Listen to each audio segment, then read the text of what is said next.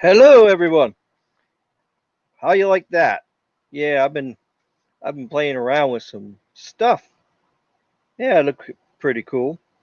Of course, I don't think the sound came through. You guys said. Oh well, that gives me something else to work on later on, right? For sure. All right. So, what'd you think of the intro thing? That's really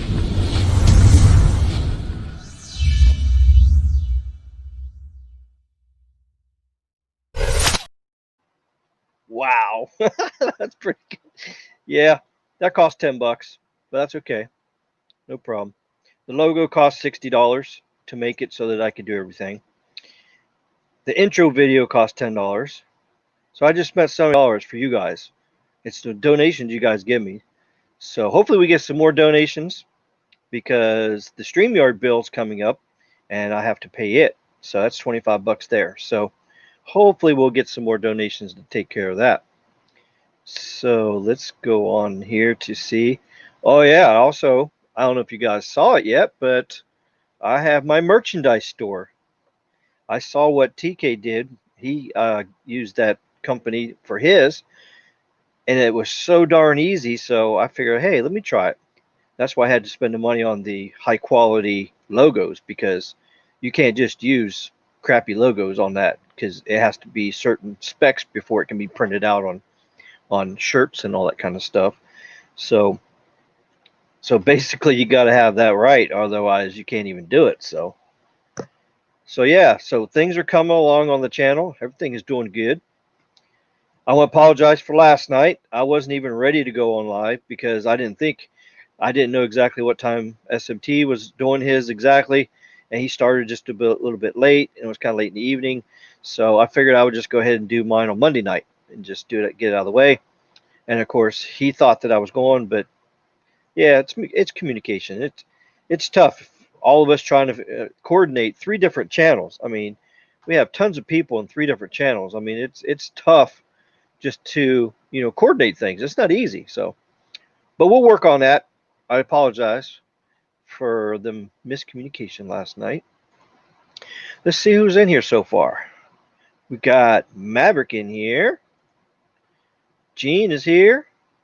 Joseph is here. Just a lurking. MS is here. Here goes this thing moving on me again. Yeah, I hate that. It does that. It moves all the way to the bottom when I'm all the way to the top trying to catch up here in the chat. All right. 4 dislikes. Yeah, that's not surprising. Yeah, there's haters out here. Yeah, there's a lot of people attacking me right now. So you know what? I ain't worried about it. I'm just going to keep doing my own thing. They can just keep hating. They can do whatever they want. No problem. Sometimes it's really hard for the facts to sink through some people's skulls, Some people are just really brainwashed. Some people don't care about knowing the truth. Some people just believe whatever they want to believe. So that's one thing I know SMT does. He brings facts. He gives you the real deal. Carlos does the same thing. He doesn't go out there and lie on speed test or all that. He spends hard, cold cash buying $1,000 phones and goes out there and tests them for you guys so you can see what's working, what's not working. So, yeah, so if you get a chance to donate to Carlos, please do that because he has spent thousands and thousands of dollars on the SMT Nation for testing purposes. So, yes, by all means, there. Hello there, Kazi. Yeah, look at that. Look at that icon there. Yeah. Let's see. Yep, starting soon. Okay. T minus and counting. Yeah, how'd you guys like that? Did you guys like that? All right. Just hit like. Yep, hit the like button. If there's dislikes, RK has some haters to watch out for. Yeah, I'm not worried about the haters. You know what? You know what melts the haters? You know what dilutes the haters? Is more good people. More good people dilutes the haters. So you know what? The best thing you guys can do as a community is just share my channel, share my channel, social media, spread it out there. Then we get more good people. It's only like 1%. I mean, think about it. It's 1% that hate. The rest of them love what we do. They love the information. They love the facts we do. So Why should we let the small 1% actually ruin a good thing going here? So there's a lot of people that sent me emails already just in just the last week. They sent me emails saying thank you, thank you, thank you for all you do. I didn't know which carrier to switch to, but with your help and Carlos's help and SMT's help, you don't want to leave them guys out because them guys are just much in it as I am. Actually, they more. They started before me. I'm just the third one coming up here. So, but yeah, they're thanking. They said, yeah, I was able to make a good decision. I went out, I made my purchase, and I'm very happy. It's it's working for me. So they said everything that you guys say is true, and they said, and they commented on that one video I did that the top 10 things to think about before buying a smartphone. They said that really helped them because they had 4 people in the family to buy phones. She was going to buy all 4 of the same phone. Come to find out, she got to look at the specs and all that stuff, and she was shaking her head. So, oh no, that's not going to work for us. That's not going to work for my kid. He used data like crazy. He has like 400 apps. We can't give him a phone with 16 gigabytes of storage. So I actually saved them some grief because if you make a purchase and then you got to take it back, you got to get the restocking fees, or you're stuck with them, you know. So I actually saved them the money and hassle, and that's the whole point of this whole thing. Hello, Kimon. Yep, almost time. Yep, I was giving you guys updates. Dante Williams is here. Yeah, how you like the new intros? Yeah, I went with green today here on the live stream. Yeah, just make a different color, you know. I like that color green, you know.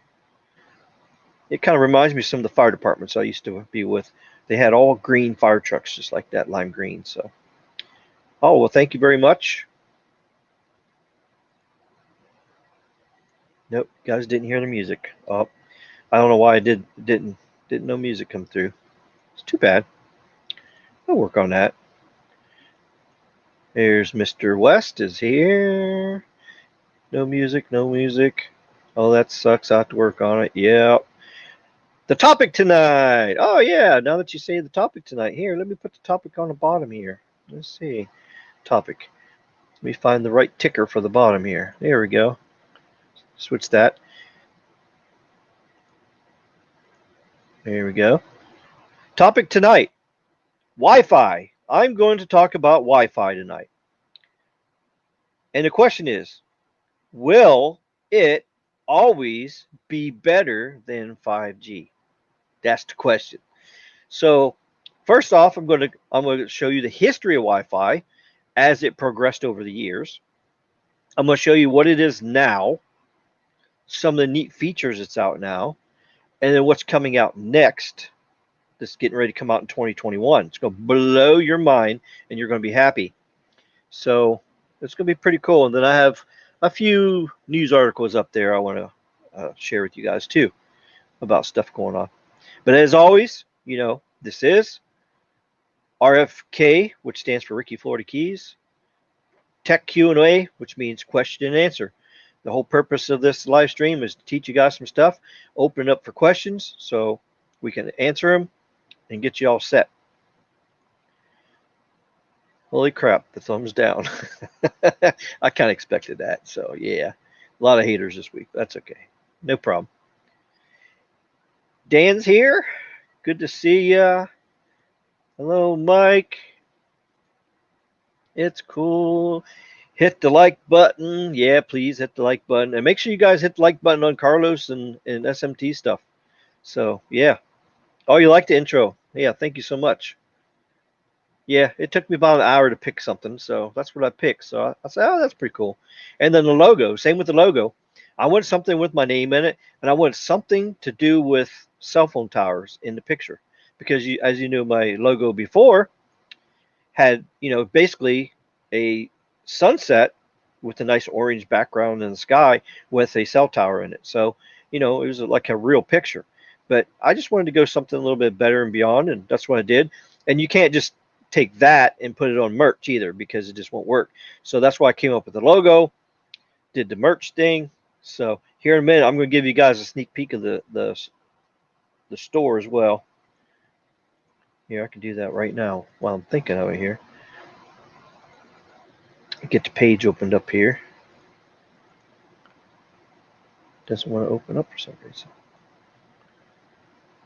Wrong page. Some of the stuff doesn't want to open up right now. Okay, here we go.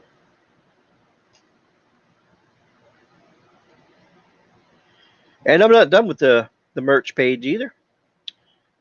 I got some more stuff to work on with that. But it is coming along pretty good.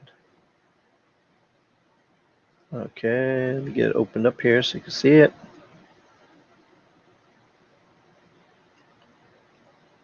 And on Twitter, if you guys ain't on Twitter, make sure you're on Twitter so you can get all the posts and stuff.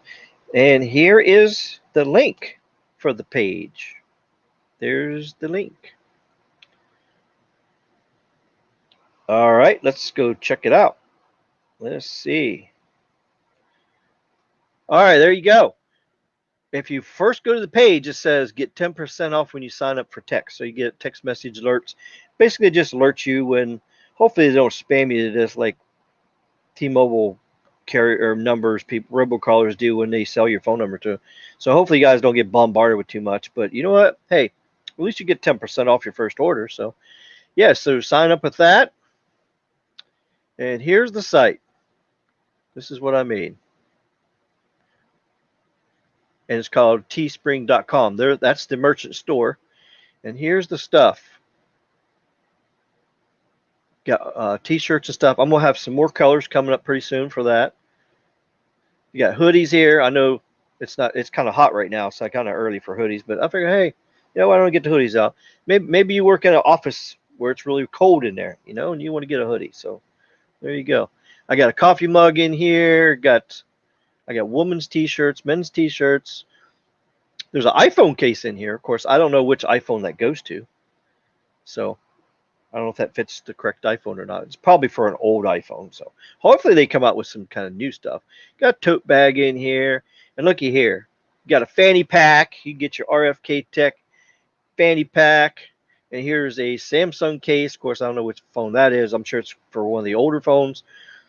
Here's a face mask. So now with the, the corona thing going on, you have to wear this. So, hey, here's a mask. You can get an RFK Tech mask. And shirts. This one here has got all the different colors. When you click on this one, I added because just in case you don't want white, you want these other colors. So there you go. So I did. I said, well, why not? The nice thing about it is not only are you donating to my channel when you buy merch, but you have something to show for it. Because when you just donate money, you don't have nothing. But at least we do this, you got something. You got something you can wear every day and use every day. So part of it goes to the manufacturer, of course. Part of it goes to me. And then, that's how the cost do. But that's the site. So it took me a couple hours to get her going, but got her up there. So we got the Patreon also. So you can make a monthly donation. You can pick whatever dollar. It says $5 when you go to it, but you can pick any amount you want. It's $1 a month, $2, $3, $4, $5, whatever. On PayPal, you can do a one-time thing. So I have several different ways you can support the channel. And I appreciate everybody's help. Everybody's liking the intro. You have several haters, dude, with those thumbs down, but keep doing your thing. Thank you, buddy. For sure. It's Baby Yoda. I always laugh every time I see that little Baby Yoda in there. Yeah, that's pretty cool. Let's see. Michael's here. Good to see ya. Jason's here. How do I get the new Nextel? Yes, you can get the new Nextel. I'm actually a dealer, but with the corona thing going on, everything's kind of very slowed down right now. Basically, the new Nextel is just it's push to talk over cellular. It's using actually the AT&T network because there's no more Nextel network, of course. Those frequencies are gone, so they're used for cellular stuff now. But so what they did is they bought the name, the trademark, and all that stuff, and we got push to talk radios, and that's basically what it does. It does GPS tracking, has push to talk radios, And it also has mapping on it and all that stuff so that you can see where your workers are. So it's mainly geared towards business people. It's not really geared towards the public people. So, but yeah, if you want to do something like that, you can buy a handheld radio and have it set up for your workers or your family or whatever like that, and you have your own private push to talk radio network, and it's pretty good. So as soon as we get this corona thing out of the way and I can start getting back to work and making some money, I need to pay off my demos. I haven't even paid them off yet, so I got to pay them off. Then he'll put me back in active status again. Then I can get my demos turned on, and then I can show you guys how they work, and then I can also start selling again too. So that's what I want to do. So yeah, just keep in touch with that. And if you know any business out there that would benefit from having a wide area radio system like that for your business, if you get me the referral to them and get me the sale, I'll get you $100 per radio they buy commission. I'll do that. So if you guys want to make extra money, you got to talk to your local companies. If you know your family, your brother, sister, or whatever, they have a company and they're using cell phones for communications, which is horrible, or they're using a radio system that doesn't talk very far. It only talks in the city they're at, and yet you got a wide area. Then this might be for them. They get this wide area network radio system, and you can make some extra cash. So, yeah, send me a private message in Twitter. We can talk about it. Clown on them haters. They will get over like, oh yeah, yeah. That's probably why. Yeah, people hold grudges. Yeah. Well, I'm guilty of that too. I hold grudges. I used to have T-Mobile. The first time I had T-Mobile, they screwed me over. Yeah, they had this app running in the background on my phone. It was eating up all my data in 2 days, and then every 2 days I'd have to buy another couple gigs of data. So my $50 bill turned out to be $300 or $400 after a month because that's what they was doing. I wasn't using my phone yet; it was eating through data like crazies. So they had an app in the background that was just constantly eating data. It's like having gremlins. Don't feed them after midnight; they eat up everything. It's the same thing. And gremlins are on the phone; they were eating all of my data up. I didn't even know it. So once I figured out what app it was, then I called them up and said, no, no, no, no, no. You need to give me back my data. Stop ripping me off. And they said, nope, nope. You got to pay your bill. We're shutting you off. I told them to stick it up there. Beep. Yep, I did. So I left. So that's what I did. So I had T-Mobile once. And then, of course, recently I had Metro when I moved to the Keys. It worked okay in the Keys if you're near a tower, but you go between the towers, it wouldn't work. You would get slow speeds and be horrible. There's no overlap down here. But if you're right under the tower, yeah, we're a couple hundred gigabytes down or megabytes down. No problem. So the other carriers ain't like that. AT&T and Verizon are solid all the way through here. The signal never goes below 2 bars. Whereas you go T-Mobile, it would be no service, or it'd go down to 1 bar, or it would say sometimes 3 bars and no data. You couldn't even do anything with it. So after 2 years of Metro, I finally dumped them, got rid of them. And my boy Carlos hooked me up. Thanks to Carlos. He sent me a rotten apple. Well, I shouldn't say rotten apple. Apple iPhone to test out. And he gave me a SIM card in it. I got an AT&T SIM card and a Verizon card. He sent me just put it in. I've been testing out and using it. So, and I still got my Verizon hotspot too, because that's what I had to do. Got the Verizon hotspot going on here. So basically what this does is it connects to Verizon and it sends Wi-Fi, which we're going to talk about tonight, to your phone. So it does okay too. So I have that. So that makes it nice. Oh, I forgot to tell you guys. I have one of those T-Mobile test drives. I had it sent here. I haven't even turned it on. I already know what's going to do. I know it's going to be horrible. Well, my friend Chase up in Ohio, he tested it, and he says it absolutely doesn't work. It says full bars, but when he's trying to talk to me using a Wi-Fi calling across it, he can't use it. It's just the signal's horrible. When he's driving down the road, it hardly works. So he can't use it as a device because it's just so horrible. So the haters are most like T-Mobile fans. They cannot be won over with the truth and facts. Yeah. Yep, you can slap them in the face with the truth and they'll just look at you and go, no. Yep, you hold up a pen. The color of this pen is red. Nope, nope, nope. That's a blue pen. No, the color of this pen is red. And they'll say, no, no, no. It looks blue to me. It's blue. It has to be blue.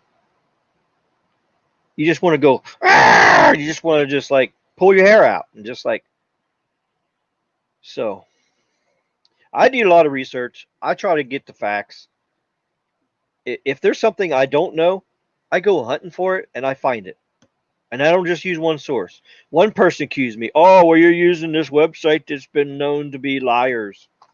Okay, well, then how come it came from like 3 different companies and the quotes are actually coming from the people that worked at the place, like Verizon or whatever? It comes straightly from them. And then you go into FCC documents, you pull up documents, and everything that they claimed, they said, well, we're going to do this, this, this. You go into FCC documents, pull it up, and guess what?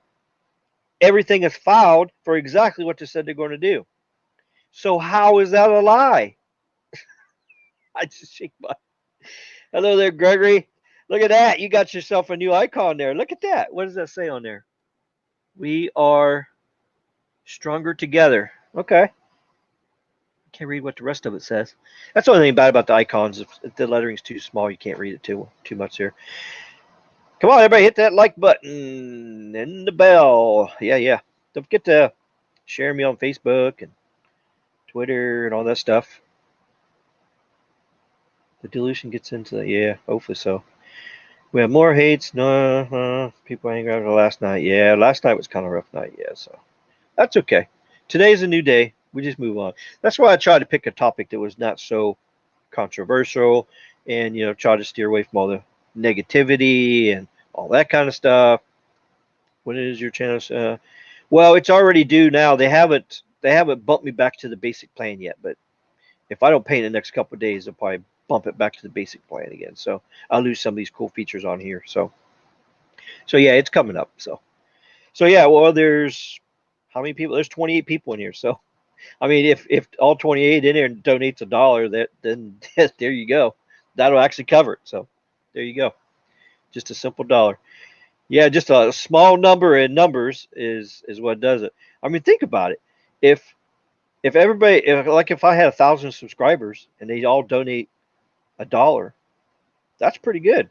And here's another thing I want to do. As the channel grows and gets bigger and stuff, I want to give a phone giveaway. I also want to give away. I'm probably gonna give away merch too. Like once I get the ball rolling on the channel here and starts getting some money, I'm gonna do like TK does. I'm gonna give it back to you guys. I'm gonna do raffles. We'll say, okay, we're gonna give away a shirt today off my merch channel. So they give somebody a free channel shirt. Or we're gonna play Jeopardy trivia. I'll ask you guys questions, and whoever says the answer in the chat wins. Do some really cool stuff like that. And the big thing I want to do is a phone giveaway. I want to give a flagship phone away. But of course, I'm going to have to get, a lot of activity on the merch webpage, sell some merch. Or here goes my chair again. My chair keeps sinking down on me. Sell some merch. Patreon. Yeah, don't forget about the Patreon. When you become a Patreon member, you also get free tech support. So like if you got Wi-Fi at your home and you want to upgrade your system and get the best thing, then you can send me a message, and then if necessary, I can call you on the phone. We can talk about it. If you got computer problems, you need help with something, I have TeamViewer in my laptop. I can actually remote in and I can help you with something. If you got something pesky wrong or having trouble with something. I mean, I'm not a certified computer guy, but I know my way around the computer pretty good. So I'm a geek with that too. I'm good with walkie-talkies and radios. I have my amateur radio license, so anybody who's interested in getting their amateur radio license, I can tell them how they can get that done. It's a really cool hobby. And I was just listening to some people in Russia talking on my shortwave radio just a little bit ago.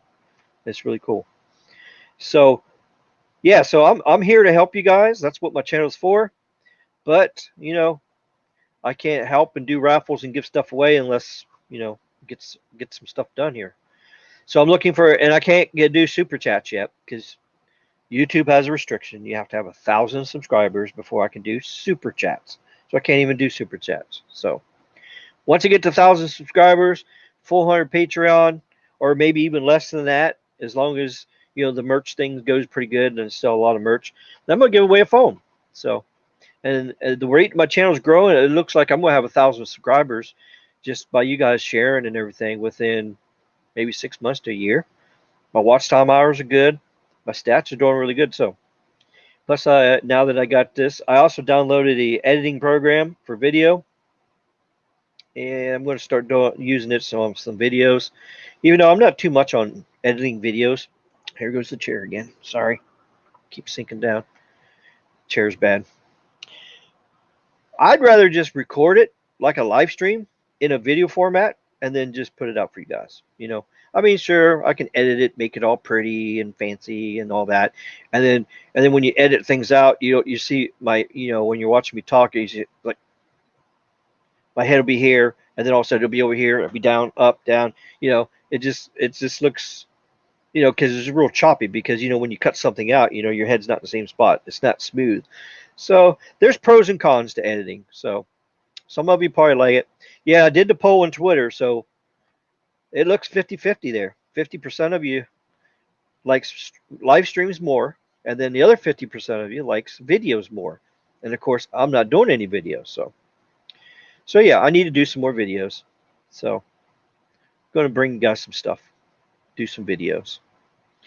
The trouble is doing videos is there's so many other people doing videos, and the topics out there. So they're doing unboxing things, they're doing this and that. So I have to find something different and unique that I can bring you guys. So that's what I'm going to work on doing. All right, let's see where. Here we go. This thing moved on me again. Yeah, I already talked to StreamYard about this. This thing about the chat here is moving around on me, and I'm losing my places. Is SMT here? I haven't seen him here yet, but he might be here lurking. So let's see. Mikey there, nice to see you. Dark Commentary. Wow, that's a cool name. Where's Sneed and Carlos? Yeah, they just did a live stream just a few minutes ago. So voice over P via Wi-Fi. Yep, that's very possible. Most phones have Wi-Fi calling now. And if you have Google Voice, you can actually use your web browser signed into Google Voice and actually make and receive phone calls right across your computer. So that's another cool thing you can do too. Same with your text message. You can text messages on your computer, and then you leave your house, get in your car, and drive down the road, open up your phone with Google Voice in it, and start texting right where you left off. Yep, it's really cool. I've been using Google Voice since 2013. Love it. Very, very awesome. How much was the video? You said it was 60 to get to video. No, it was $10. The HD video was $10, because what you do is you upload your logo, but it has to be a high resolution, special formatted. Because when you pay for the logo was $60. When you pay for the logo, you get to download. It sends a big zip file, and it downloads the logo in every different way. That's good for like your profile pic. It's good for your whole page. Like the merch page required a certain thing, and like that. So it has it in every different format that you need. So that's what's nice about it. So, and it's customized, and you have the rights to it too. So you don't have to worry about copyright strikes or patents or any of that stuff like that. So, and I couldn't make the merch store without it either. So I kind of had to do it. And the merch store is free. It didn't cost me nothing to start it up. All I had to do was just give them the logo, and I had to go in there and just pick stuff. So, yeah, let me know too if there's any special stuff in the store you want to see. Of course, it's only limited to what they got in there. So this thing's covering me up here. When I have my laptop plugged into the Ethernet, I get 400 down, but when I'm connected to my Wi-Fi router, which has the same Ethernet connection, I get 480, which is kind of weird. Is there an amplifier? Okay, that's a great question. And a matter of fact, I will be covering that tonight on my live stream. So that's what we're going to talk about. So that exact thing you just said right there, yes, we'll get you going there. Oh yeah, there's the merch store again there. $35 fanny pack. Yeah. Raccoonery, buffoonery. Yeah. Well, you got to remember too, when you're buying stuff off there, part of that cost goes to making the thing. The other part is for that website to host that web page, to to get everything set up, to do the printing and all that stuff, and then a portion of it goes to me as a donation. So that's yeah. So yeah, $35 for a fanny pack. Yeah, can you go to Walmart and probably buy a $25 fanny pack? Yeah, you probably can, but you're giving Walmart all your money. You're not going to give $10 of it to me through through a donation. So, and I think that's what it is. It's right around eight to $15. I think is what the leftover part after you buy the merch. Then they send it to me after you get it and everything. So yeah, I just think it's a great way to have something and be able to support somebody because like I said before, you make a donation, you don't get nothing. You're out of it. But see, if you buy stuff you're going to buy anyhow, like a T-shirt or a hoodie, it's something you may plan on buying. Well, it's a way you can actually help somebody too and support the channel, and you still got something to wear every day. So hey, I figured I'd give it a try. If it don't work, I can always get rid of it. But you know what? You never know. It might be a big, huge success. Another thing I want to do too later on is I want to make another. Of course, I can't do this yet because the cash fund is low. I want to make some more customized logo. Spend $60 on some more logos like Dump Skunk and all kinds of stuff like skunk apes, and I just want to have fun with some merch too that you can have the series channel name on there, but some people don't want to walk around with my channel name on the front of they may not do it, but maybe they'll walk around with skunk apes cometh on there and have a picture of a skunk eating a tower. Maybe we get that. So I mean, the sky's the limit there. Yeah, I could make some really crazy stuff for you guys. So if you got any suggestions that I can make and put it in that store that you guys would buy in a heartbeat, just let me know. And it doesn't have to be anything crazy. It doesn't have to be my logo. It could be anything else. Maybe I can make another logo that says RFK Fan Club or something like that. So yeah, just let me know what your ideas on that. So we have flexibility, definitely. The green reminded me of my Xbox and my Mobile X by Peter added to his new wireless carrier service. Yeah, there you go. There you go, Maverick. That's pretty good. All right, Rickenry Buffoonery. Who is selling fanny packs? Yeah. Siova, good to see you. How much is it to keep the store running? The store's free. It doesn't cost anything. It's totally free. It doesn't cost me nothing.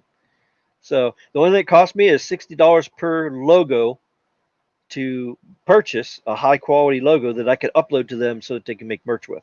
So each logo I do is $60. That's the only thing costs. So that means I have to sell $60 worth of merch to get my $60 back. So that's the only bad thing. If I that's why this is just a trial and error. If I don't get no money back, of course, I'm not going to do more logos and all the kind of stuff like that. So we'll just see how it goes. 20 dislikes. Holy cow. Wow. Oh boy. Wait, when are the channel? Oh, okay. Yeah, I got that one already. So when you talk about the market, like Verizon had upgrades and so New York markets, and each market a county? Well, the way they got the market set up is they're geographical areas. So they're like you would have like the Cleveland market. That would consist of downtown Cleveland and usually the outlying areas. And then you got the Columbus market. So most of the time it's broken down into metropolitan areas, or if it's in a rural area, like it's Iowa, then maybe they split it up in half. It's like West Iowa market or East Iowa market. It just depends on how. I would have to do some digging to find that out, but that's kind of how they do. How would you have a Teespring store with 164 subs? Oh yeah, that's because it's free. The store's free. So, any chance of having a coverage map? Coverage map for who? Oh, for the next. Well, anywhere AT&T works. If AT&T works there, the Nextel will work there. The new Nextel, because they got an MVNO agreement with them, so that's how it works. Nextel, simply the modern walkie-talkie. Yeah, it's just push to talk over It does it over Wi-Fi and also does it over the AT&T. Shannon Bryan says scam. Okay, well you said scam, but you didn't say what's a scam. So let me know what is a scam. So I decided to be a cord cutter 100%. My internet is from my iPhone or from your phone. Okay, great. Raccoonery buffoonery, 10 megabits speed test. Yeah, that's about what some people are getting on the speed test. I was wondering how you're paying for your Teespring store and more with not that many subs. Yeah, the store's free, so store don't cost none. The only thing it costs is just the logo. Let's see. Does T-Mobile Test Drive have carrier aggregation? Yes, it has 3 carrier aggregation on T-Mobile and Sprint.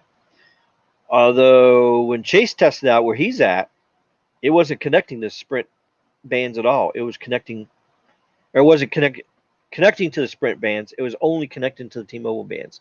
Even though at his house he gets full signal from Sprint, even though it's not a very quality or a very fast signal. Let's see, fake 5G access, so they're kind of giving people a bad impression. Yeah, they are. They are pretty much. I don't see how they're giving that test drive out and expecting to get customers from it because 75% of their network's horrible. So, but the way they look at it is, if they get that, it's like it's a numbers game. It's like selling cars. Okay, so you're gonna have customers come in, they make an offer, say I want to buy this car and all that. So you got 100 people come in to buy cars, but only 25% actually buy cars.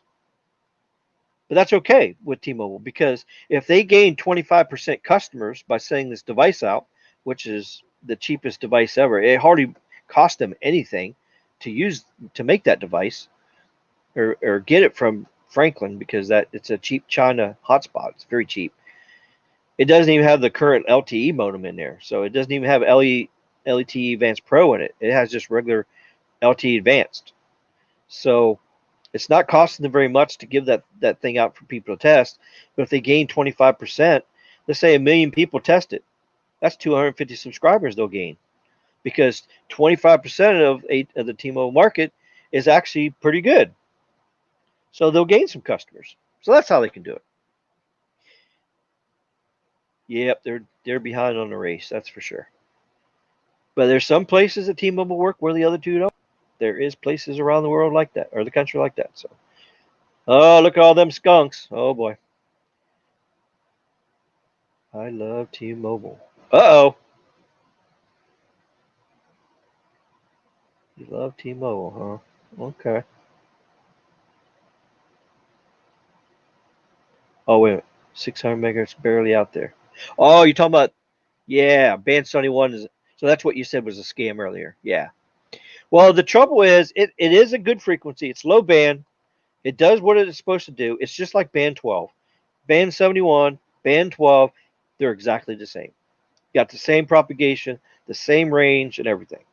So, them saying 600 is twice as far and twice as powerful and all that BS, it's all lies. And when they went and upgraded the area, they upgraded a tower, then they skipped like 3 or 4 towers, then they upgraded one to 600 megahertz, then they skipped 4 or 5 towers, and then they upgraded that tower and they skipped 4 or 5 towers. So they didn't do it right. When you upgrade an area with a new frequency band, you put it on every single tower and you densify the area. But T-Mobile is more interested in nationwide bragging rights and first, we're first, and we're first nationwide, that they cheated the system. They deployed it completely wrong. They only put that out there so they can get that 5G icon. And they can count those square miles because when you have no coverage between the towers, they're still covering that area. Just like in my house where I'm at right now, the map says 5G, but guess what? There's no 5G here. You get a 5G phone, you hold it up like that, it might pick up the signal, but it's unusable. The signal's like minus 120, minus 130. So yeah, does it ping it enough to make the icon pop up? Yeah, but still using 100% LTE. I mean, the one tower to my north is like 10 miles away. It's actually more than that. So the one to my south It's at the 81 mile marker. I'm at the 90. The one to the north is at the 102 mile marker. That's the two closest ones. There's like two towers to my north that don't have 5G on it, or the band 71. There's two towers to my south that don't have it on it. So they did one tower, they skipped four towers, and then they put it on the other one. And yet they are calling this coverage. So yeah, that's, as I said before. Yeah, that it is a scam, 100% scam. The best 5G ever. Looks like somebody copied my name. Somebody copied my name and made my logo up there. Yeah, so somebody's copying me. Cool. Let's see. Are you real or a bot like me? I don't think I'm a bot. Last time I checked it in. All right. Lord's Doritos, good to see you here. Let's see. Boot? What the heck does that mean? All right, I got to get through these comments in here so I can get to our Wi-Fi stuff here. All right. Put your PayPal link in the chat. All right, here. Let me put it down here. It's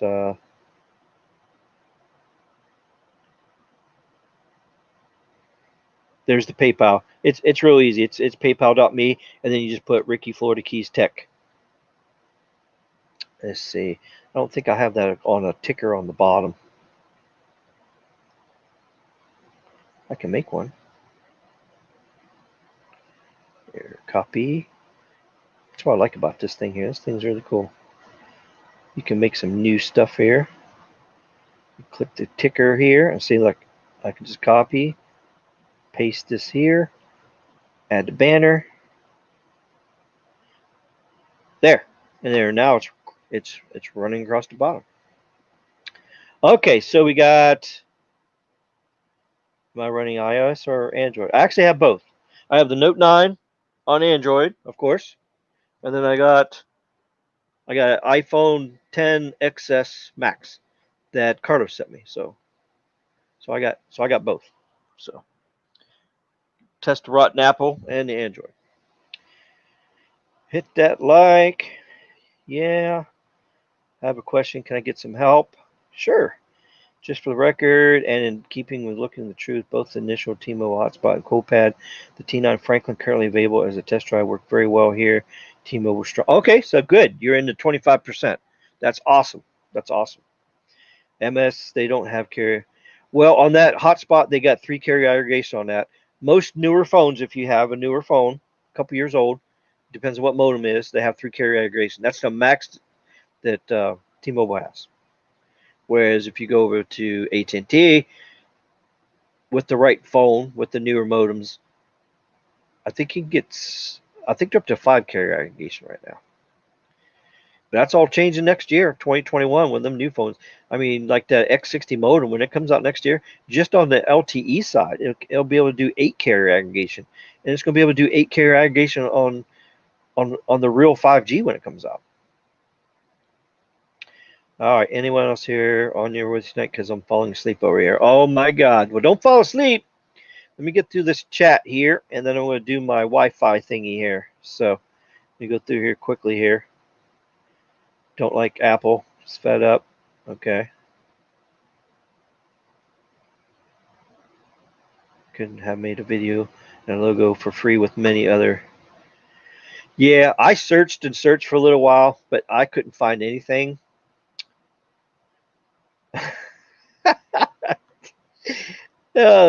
My copycat says he has Apple on T-Mobile. That's funny. Skunk Mobile Verizon. All right. I am now looking to use phones with alternative operating systems. There you go. Peter Adton new. Yeah, he has something he's working on. I agree. The hotspot's limited to the hardware. Us geeks probably way too demanding. Yep. Getting rolling blackouts. Uh-oh. All storms. Are you out in Iowa? Oh no, Bob, you're yeah. You're up there where the derecho hit in Iowa, and it hit Chicago. Yeah, everybody say a prayer for them up there. They just got hammered by a derecho up there, up to 100-mile-an-hour winds. 500,000 people without power. Crazy. And it damaged a lot of structures. So everybody say it actually did more damage than this little hurricane that came up here, so it actually did more damage than it did. So what? Bob and Baby, why are you hiding Ricky's messages? Uh-oh, who's hiding messages? Do I gotta look in here? Let's see. Because StreamYard don't show me all that, so let me go in here and see. Oh, the guy that's copying me. Okay.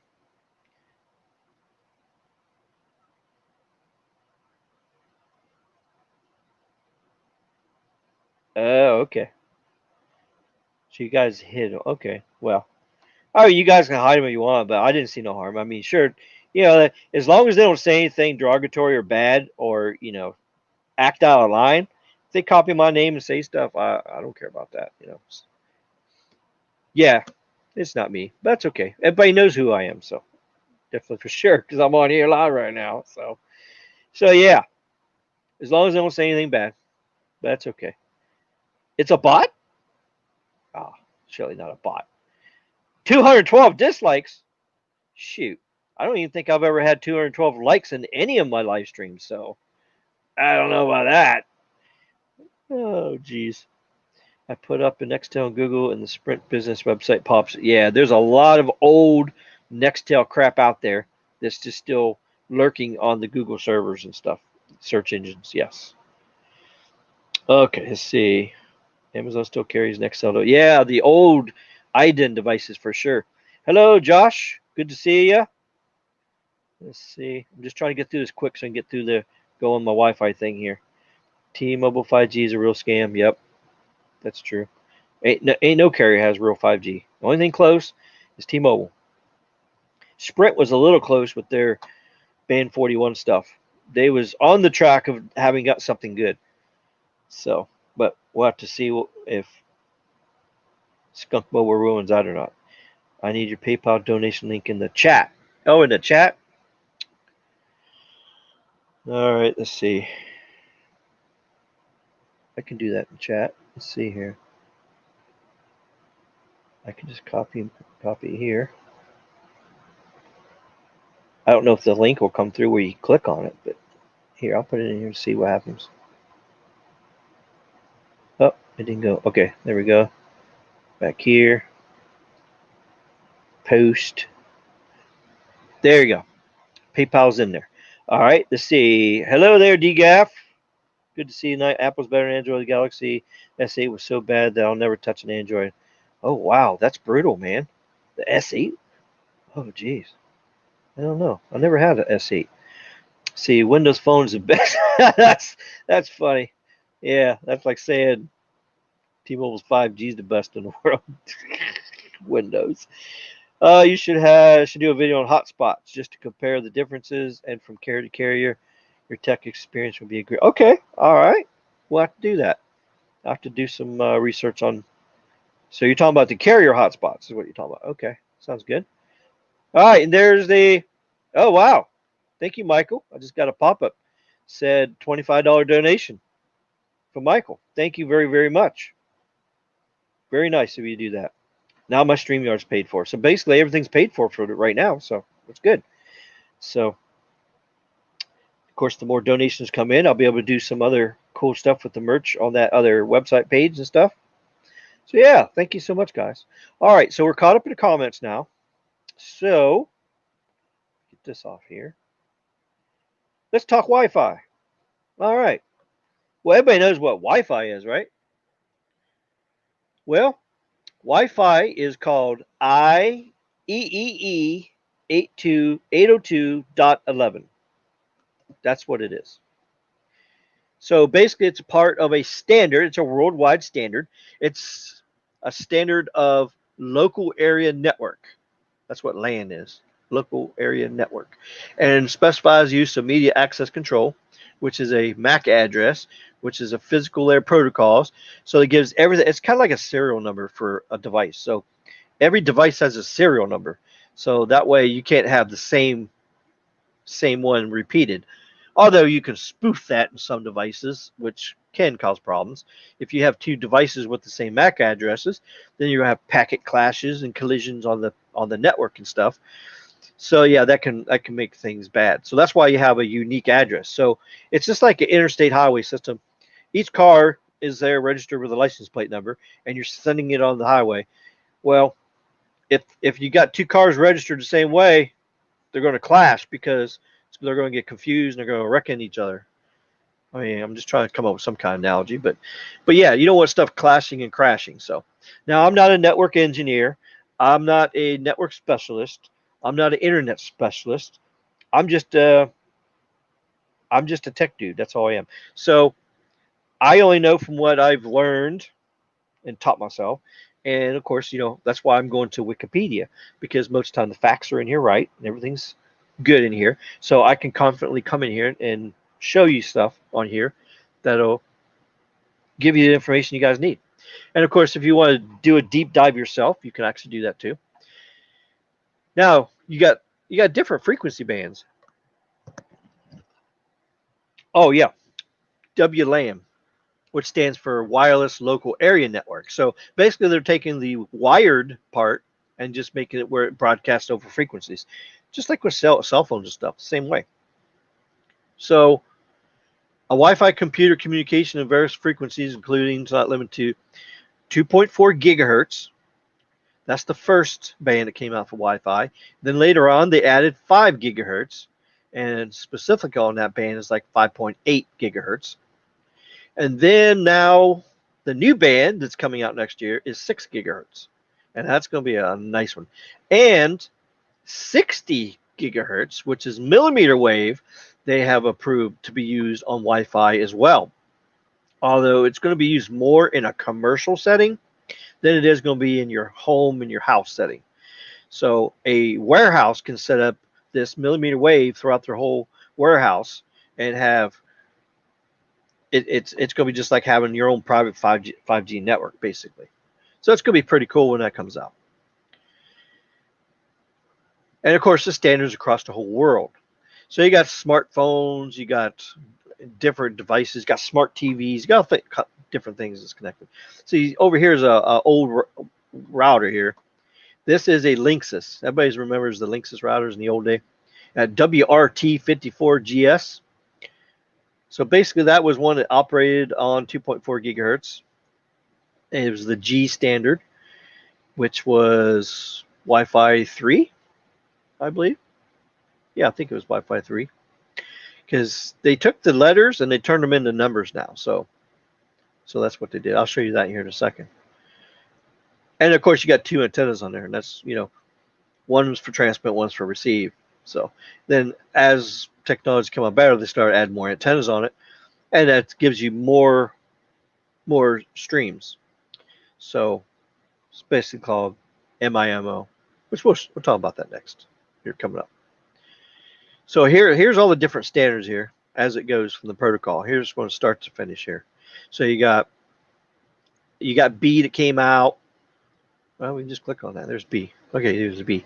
802.11b. This was the 2.4 band. Very, very slow. This is like the original Wi-Fi. So it didn't put out very much at all. So it was very, very slow. Then the G came out and give everything a boost up to 54 megabits per second, which that G is pretty much equal to what a lot of the Wi-Fi or the LTE networks are, the lower end LTE networks or the 3G networks. So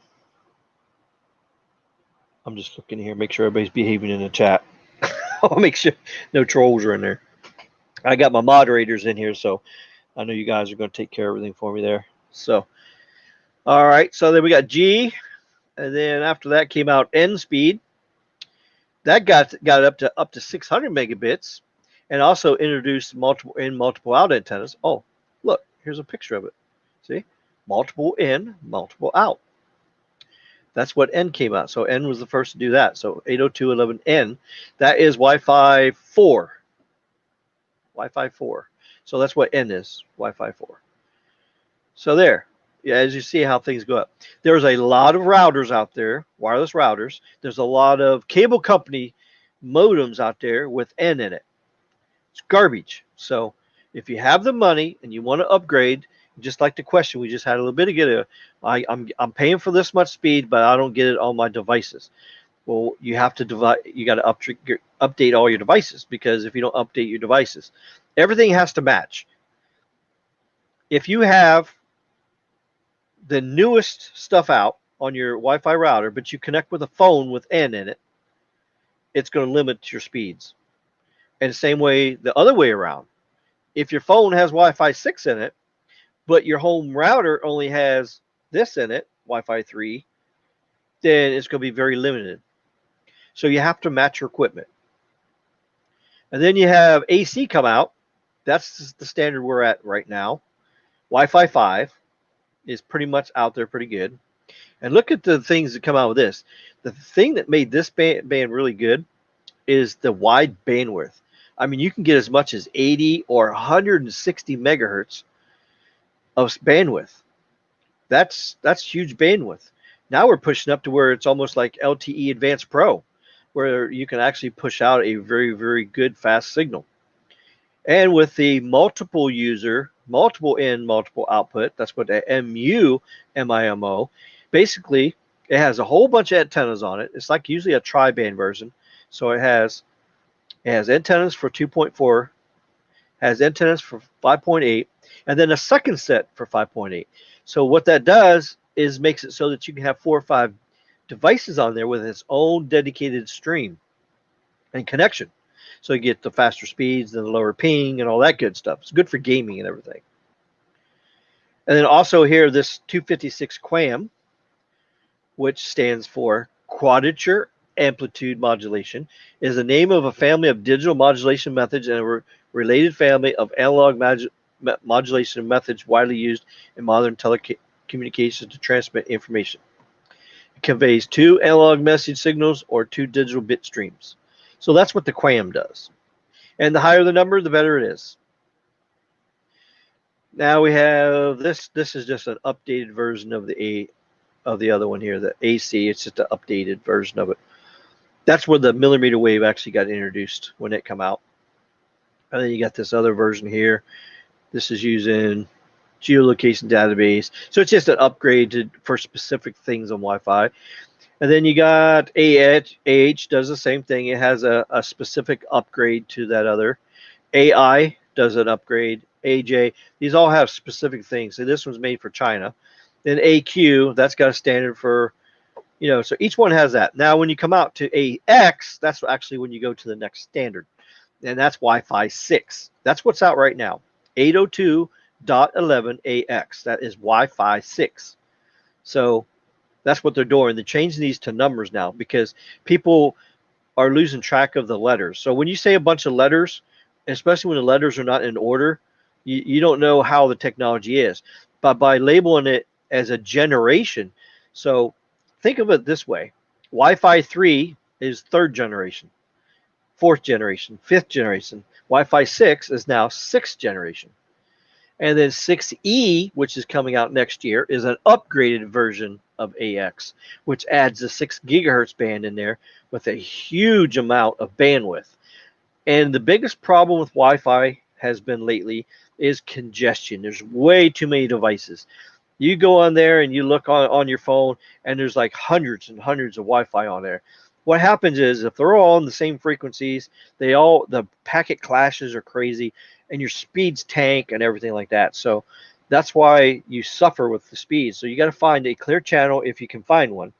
If you can't, then the best thing to do is move on to a Wi-Fi mesh system. It's called AI mesh, which Asus makes the best out of all the mesh. Basically what it is it's networking. Basically what it does is it repeats, it puts a dedicated stream, a data stream from your router to the second router and turns it into a node. Turns it into a node that other devices can connect on it. So you can cover your whole house. So because the bad thing with Wi-Fi, it doesn't go very far. It's only a couple hundred milliwatts. It's like a quarter of a watt. That's all it is. It's very low powered stuff. And with the high frequency, it doesn't have much range. It doesn't go through walls very good. Everything blocks it. So by having the mesh network, you can actually have 4 routers in your house all connected in together, almost like a LTE cell phone network. It's almost the same thing. As you walk between the house, your phone actually connects to the next strongest node. It's all very smart. It changes the one. So you go outside, it picks the one that hears the best. You go in your basement, it picks the closest one. You go all the way upstairs, it picks the closest one. It's very, very, very cool stuff. And we're going to talk about that more here in a few minutes.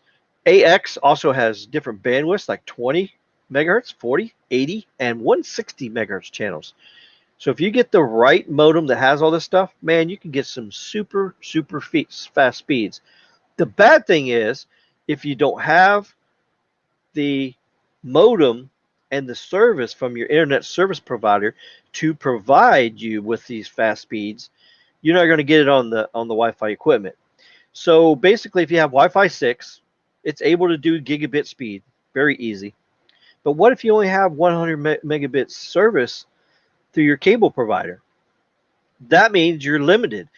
Your 1 gigabit wireless system cannot put out 1 gigabit. It's only going to put out 100 megabits or a little bit less because encryption does take away a little bit of your speed. So therefore, if you want faster speeds, you have to have your internet at your house at a gig, and then your device set up at a gig, and then your Wi-Fi device, and then you have to have whatever phone you're on has to be able to do the gig. So it has to be Wi-Fi 6 on your phone, Wi-Fi 6 on your wireless network, and then you have to have a gigabit service hitting it to do that. So you can even call your modem like backhaul, because that's what they call the internet service going to a cell phone tower is called backhaul. It's the internet going to the tower, and then it feeds all the antennas and radios and stuff, and then puts out the signal out there. So that's how it works. So if you have a poor internet in your house on your modem, a slow speed, then you got all these users, you got all the speed on your devices, but you can't max it out because you're being bottlenecked. You're not getting the speed to the network. You're choking. It's almost like having a 1,000 horsepower drag racing car, but you put a very tiny fuel line in there so that it can't get enough fuel because there's the fuel rate that it needs, but it has to be much higher to burn the gas. So it's only going to burn as much gas in that engine as you feed it.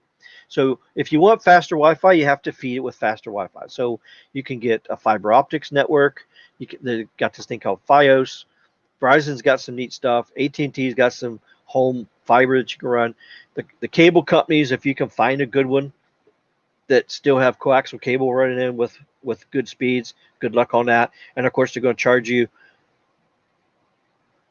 twice your cell phone bill just to have that high-speed data. So yeah, it's pretty crazy. And that's the problem with some of these cell phone companies. They got all the good stuff on the tower, but they don't have the backhaul going to it to support the users. It's congested, or it's not serviced with enough data to support the speeds that the tower puts out. So hopefully that explains it to you. So let's go look at this BE. That's some other thing here, which really don't pertain to anything. Channels and frequencies. This shows you the frequencies and more precise. Yeah, this is the 2.4 gigahertz band. You got channel 1, channel 2, 3, 4, 5, 6, 7, 8, 9, 10, 11, 12, 13, and 14. 14 is not used in US. 13 is not used in US. 12 is not used in US. It's only 1 through 11. And actually, really, only stuff connects to either 1, 6, or 11. That's usually what, because see here, here's 1, here's 6, here's 11. So when you do the wide bandwidth, the whole 22 megahertz band of each channel, basically you got 3 channels to pick from. If you put somebody in between these channels, they're overlapping, and that's where you get packet clashes and the speed is horrible. That's why the 2.4 band is horrible. It's just horrible. It has better range because it's a 2 gigahertz versus the 5, because when you go higher in frequency, you have less range, and especially when you're using the same amount of power. So here's a little bit more showing on the 2.4 spacing here. So all you guys that's been doing Wi-Fi at your house probably already know a lot of this stuff already. So, okay, let's go down through here. So that kind of gets you the basics there. So let's go back into chat, see if there's any questions, and then we'll go to the next phase here. Let's see who we got here. Okay, I remember talking about the Windows Phone. Okay, see. Okay, hotspots. Let me get my place here. There's the link. Free home phone line with OBI 200 device configured with Google Voice, unlimited US, Canada, international as low as 1 cent. Best home phone. Yeah, absolutely. Yeah, and you can actually get the with the adapter. It's called an ATA adapter. I forget what ATA exactly stands for. I think it stands for analog telephone adapter. I think that's what ATA stands for. Basically, you plug it in your router, then you plug the phone line into it, and then basically it gets you phone service right across your phone with Google Voice in your house. And there's other companies that does that same kind of thing too. They do that Magic Jack thing, TV or telephone line thing. That did it. It's basically voice over IP is basically what it is. Yes, up those likes. Show Ricky some love. Okay, Gene, send some love. All right. OS was the best.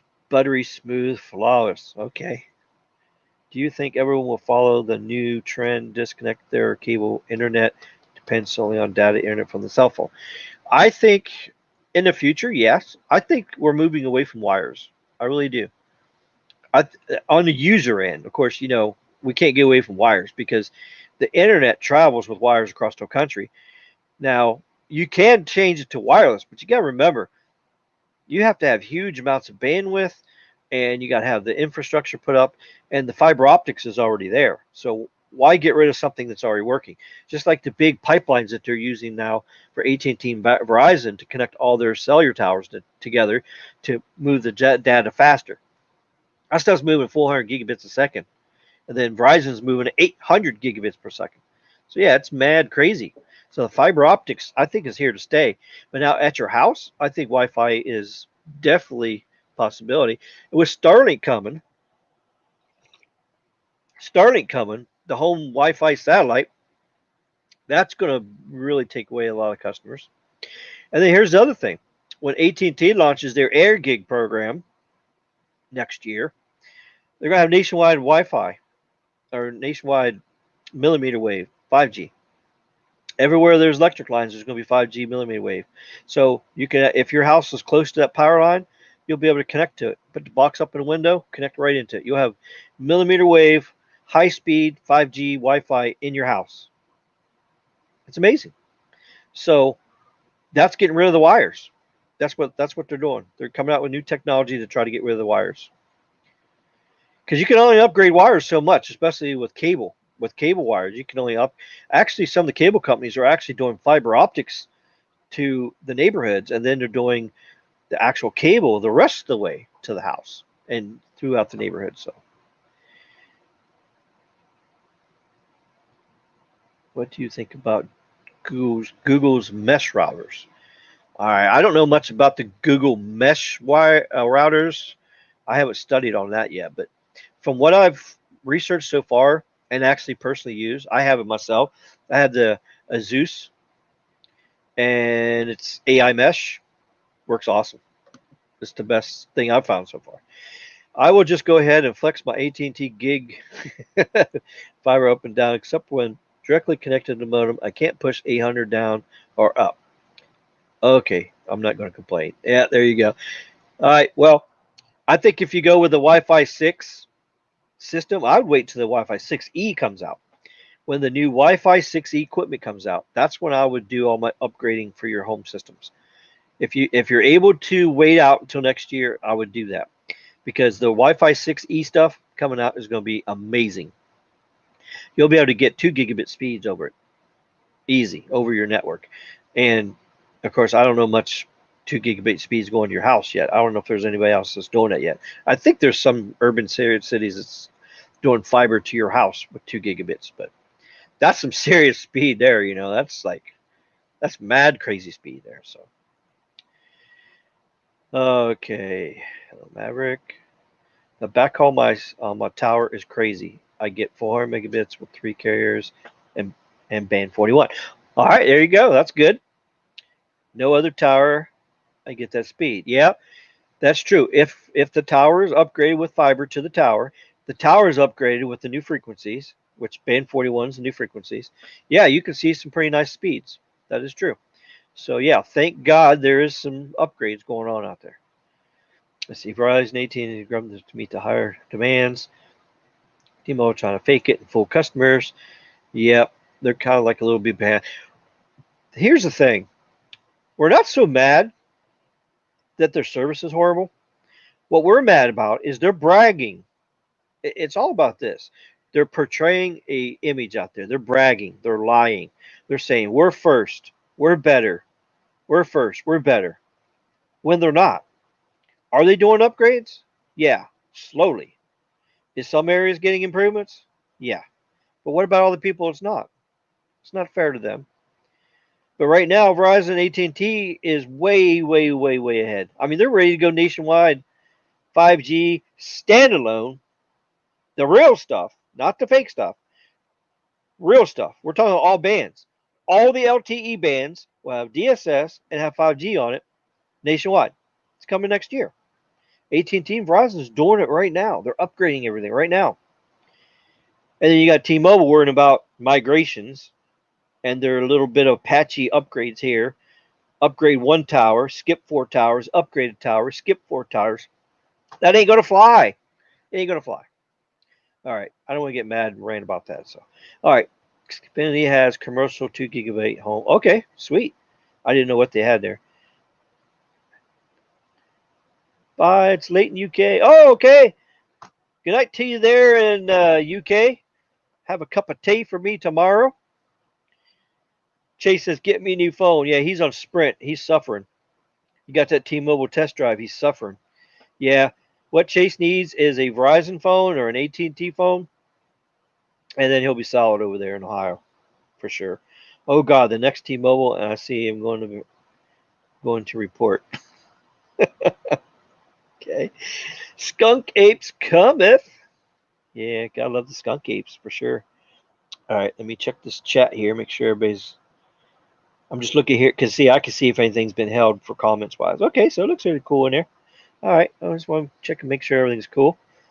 All right, so let's go back to the next thing here. We're already an hour into the live stream.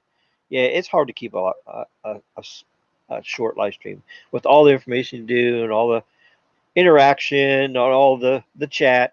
And see, I want to make sure I touch everybody's chat in there and post it up there because I think that's really important because interaction with my subscribers is important.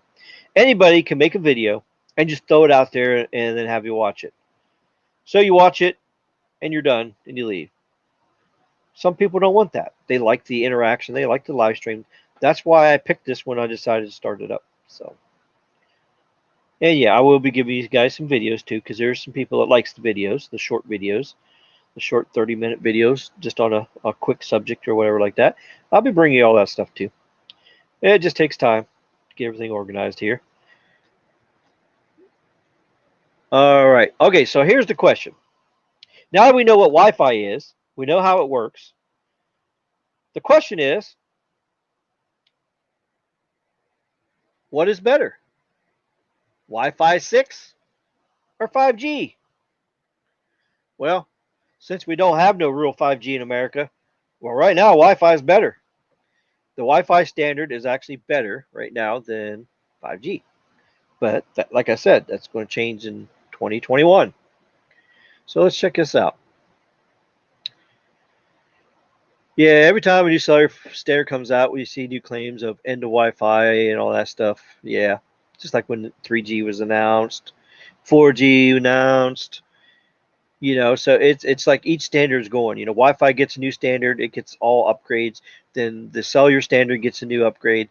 So this begs the question: what will be the impact of next generation of Wi-Fi 6, and now of course Wi-Fi 6E, which is a huge bandwidth of Wi-Fi to make things even faster and less congested. So, do we even need it in the 5G wireless landscape? Well, of course we do, because Wi-Fi is limited to your house.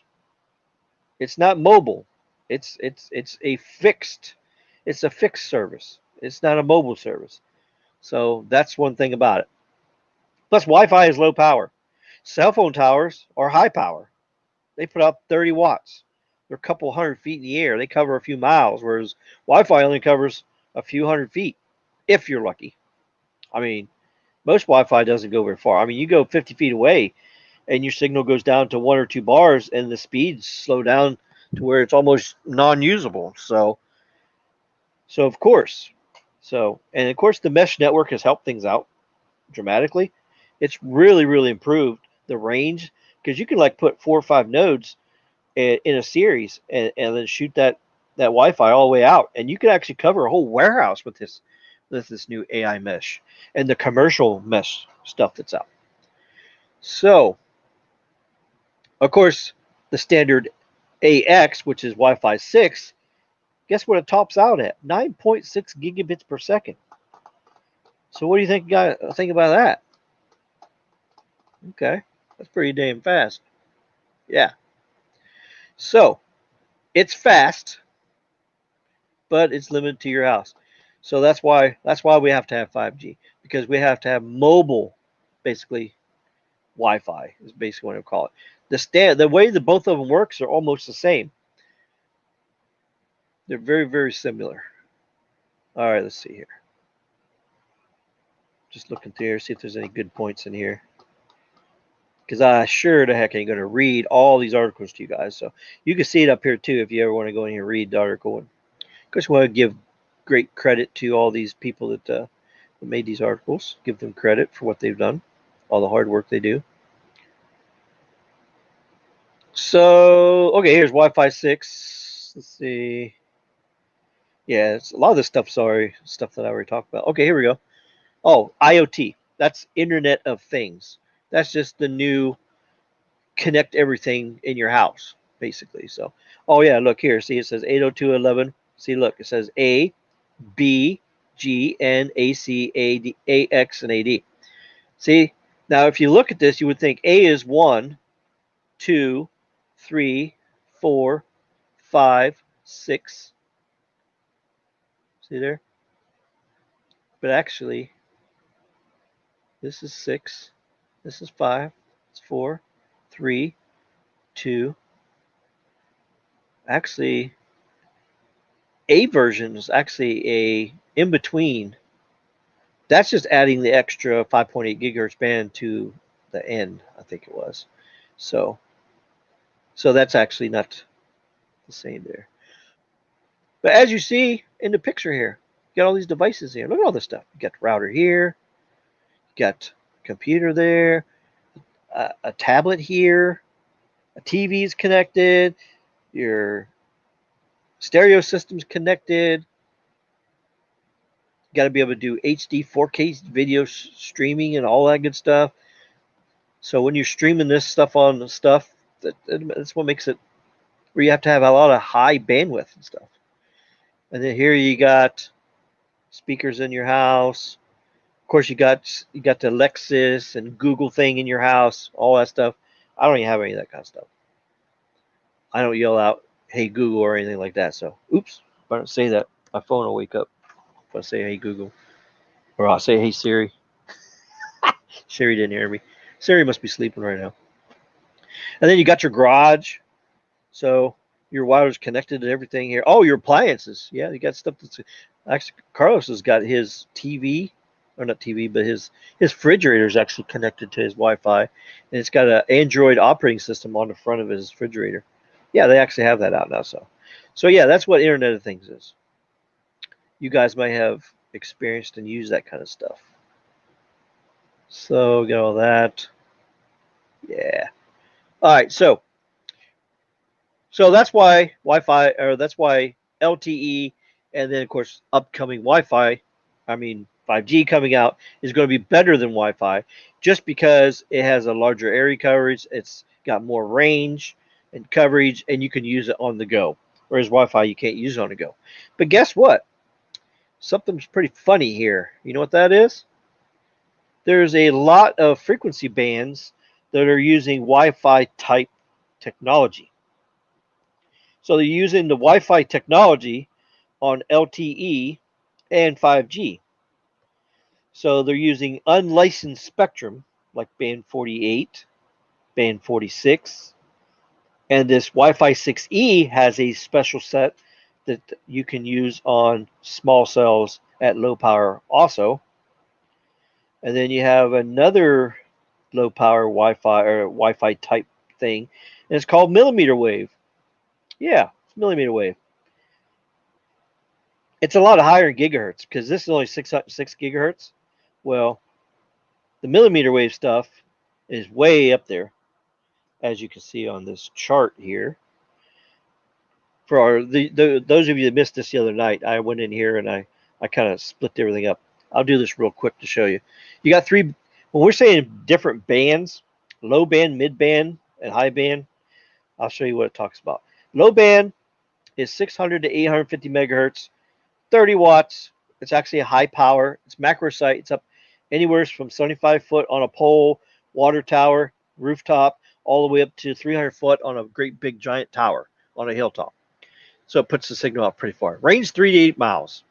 Covers hundreds of miles from a single site.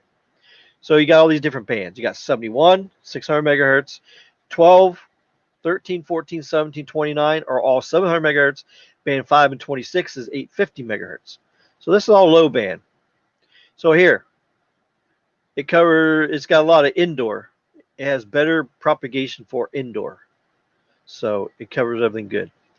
But what covers indoor just as good is the mid-band high power band that is spaced together closely with small cells and macro cells, can actually do just as well as low band. Plus it has a lot more bandwidth.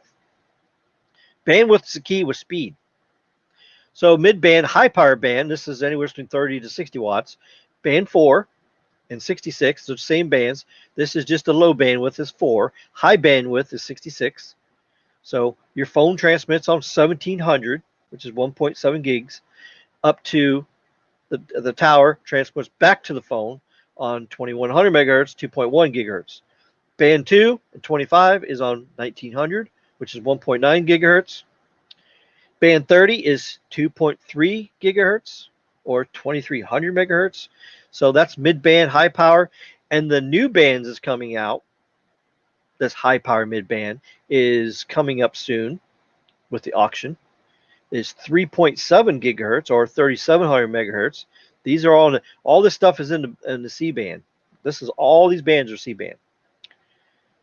And then the one that they just announced, FCC just announced today, is another macro high powered site. It's going to be on 3.4 gigahertz. It's going to be below this band 48 low power unlicensed stuff.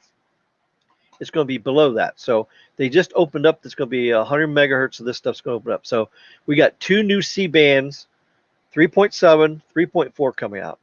High power on macro sites and small cells that's going to be coming out. Range is 2 to 5 miles. It has a balance of coverage and capacity. So for the unlicensed stuff we're talking about on mid-band, it's low power. It's only a watt. Now, yeah, there's some places that you could turn it up to. I've seen people argue with me and say, oh, no, it's not 1 watt, it's 10 watts. Okay, so if you do turn up the radio to 10 watts, you have to put a lower gain antenna out because it's 50 watts max ERP. So if you put 10 watts out, you just have to have a low gain antenna. That completely defeats the whole thing because you want a higher gain antenna with massive MIMO out so that you get better coverage that way. So it's better to have a low power, higher gain antenna, massive MIMO. It will work good.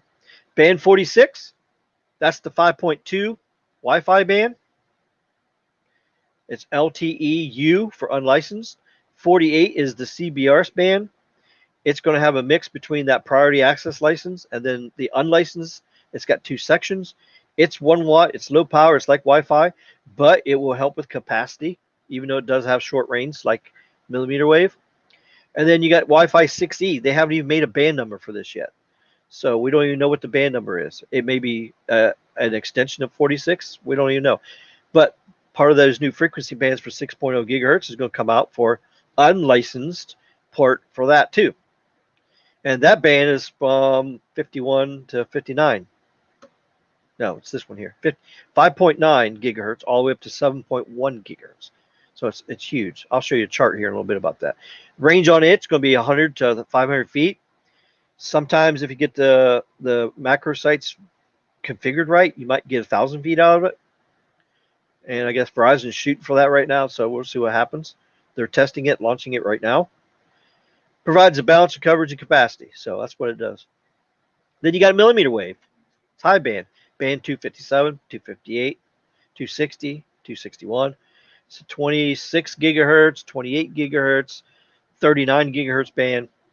And then the new bands also down here from this last auction that they just had, auction 103, 37 gigahertz, 39 gigahertz, and 47. So you got more bandwidth came in with that.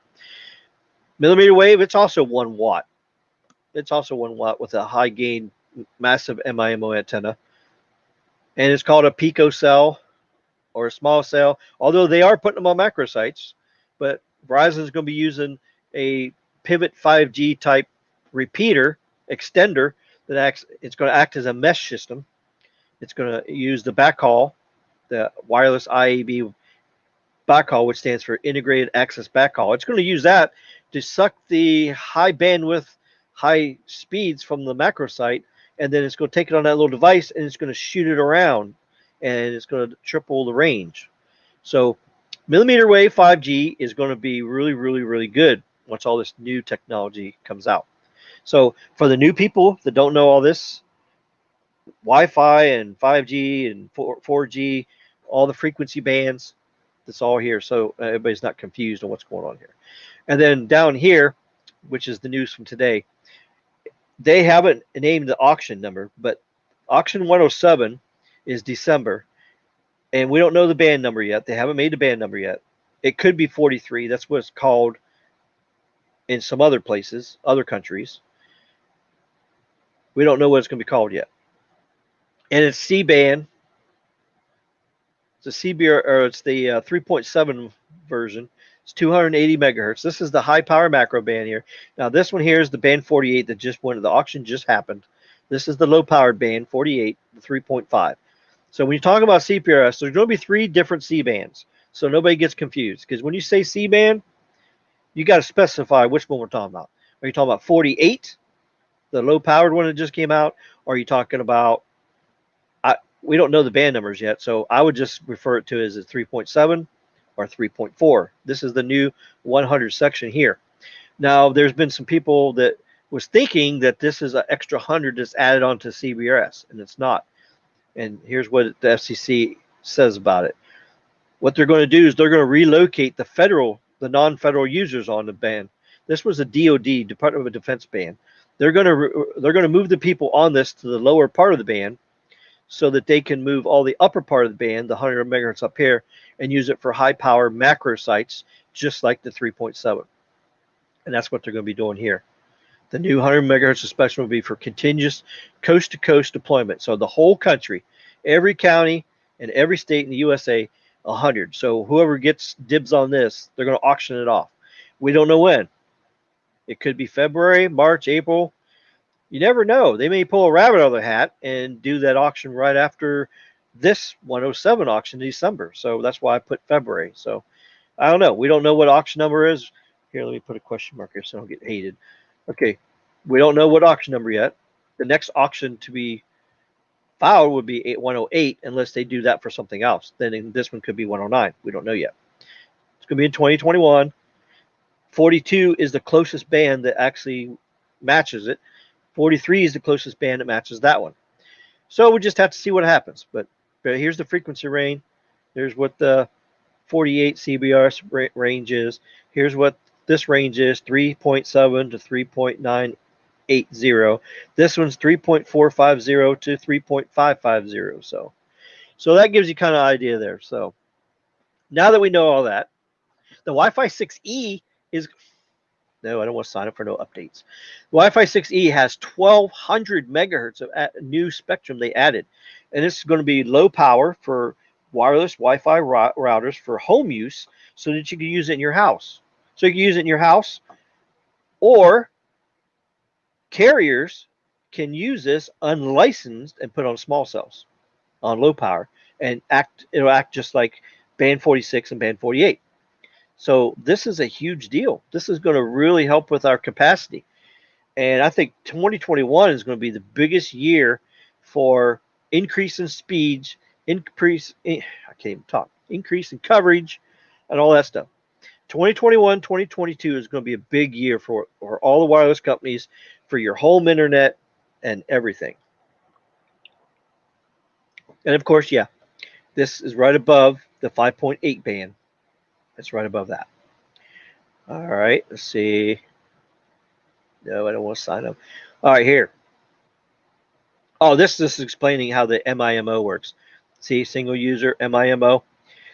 The router functions like this. Okay, it sends a request. I need something. Okay, here's your here. It's a one-way transmission. It does something. Then this one at a time. It sends it out. You know, on demand. But now when you get multiple user MIMO, the router is actually set up. It has a dedicated stream to that device all the time. This has a dedicated stream. This has a dedicated stream. This has a so basically 4 devices can be streaming 4K video at the same time, providing that it has the enough bandwidth in your modem from your internet service provider, of course. But that's how multiple user, multiple in, multiple out, and it has multiple antennas so that you have a stable signal.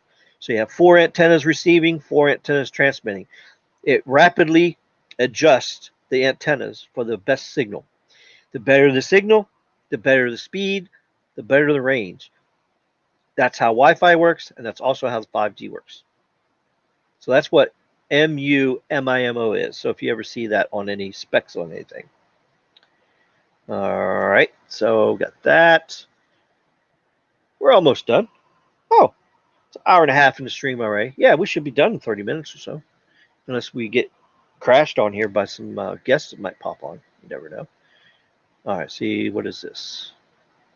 Oh, here's the chart. Yeah, this is showing you. Here's the 2.4. Here's the 5.8. So right now, your home Wi-Fi routers can, if it does the 80 megahertz bandwidth, you got 2 channels. So if you go on there, Wi-Fi 5.8 band. I forget what the channel now. These are lower channel nodes, like channel 71, or no, 36, I think. I think it's 36, 39, 4. I don't know how it's set up in the. I could probably show you. I got this one app thing here that. Yeah, I think this will do it. Oh no, it's not coming open. But anyways, that's what the channel numbers are. So it's got a few down here on the bottom side, and then it's skipped over, and then it's got some here, and then it's got some here. So now this new 6 gigahertz band opens up. Look at this, 1200 megahertz of spectrum. Look at this, 59 small channels. It has 29 40 megahertz channels, 14 80 megahertz channels, 7 super duper high speed channels, 160 megahertz. Can you imagine having a 160 megahertz channel on LTE right now? You know how fast that would be? Or even on 5G? You know how fast 160 megahertz is on one chunk? It's crazy. This is crazy fast speeds. That's where you're getting several gigabits per second on this new stuff. So that kind of shows you. And also with the cell phone companies sharing this band, they have to install equipment on here, a DFS equipment, which stands for dynamic frequency sharing. That way, if the equipment picks up let's say you're using this at your house, you don't want the cellular company to blast it and ruin your signal and make you not be able to use your home Wi-Fi on this. So what it does is it picks up that you're using it. It gives priority to low power indoor users, and then it'll change channels. So it'll stop transmitting here. If this one's empty, it'll move. It'll move over here and start broadcasting the LTE or 5G up here. And then all of a sudden, if it starts picking up something from here, it'll do the same thing. It automatically hops on whichever is not being used. If it's all being used, guess what? The cell phone companies can't even use any of this. So there is protection against home users. Although they have Verizon asked the FCC to up the power on this a little teeny bit, just a couple extra watts, which A couple extra watts is not going to make a big difference on range. It will just make it more of a stable signal versus more range. Okay. What is this? Oh, okay. This is just going more. I just pulled up as much stuff as I could on the Wi-Fi 6 here to show you guys. Oh, okay. This was telling when it's going to be available. Okay. All right. So Wi-Fi 6E chipsets to be in your home wireless home routers will start arriving in January. So the routers coming out in January, all the new stuff coming out will have the 6E chip in it. So if you're getting ready to buy any Wi-Fi home networking equipment, I would wait unless Wi-Fi 5 or Wi-Fi 6 is okay for you. Well, actually Wi-Fi 6. I would go with at least Wi-Fi 6. Well, Wi-Fi 5 is like 800 megabits per second. So if you're like with me, my speed at Comcast is 400 down. Okay, I'm using Wi-Fi 5. I can get the full 400 across my phone because my phone has Wi-Fi 5. My Asus router system is Wi-Fi 5, so it works just fine. Now, if I had a gigabit speed service here, then it would struggle to get that across.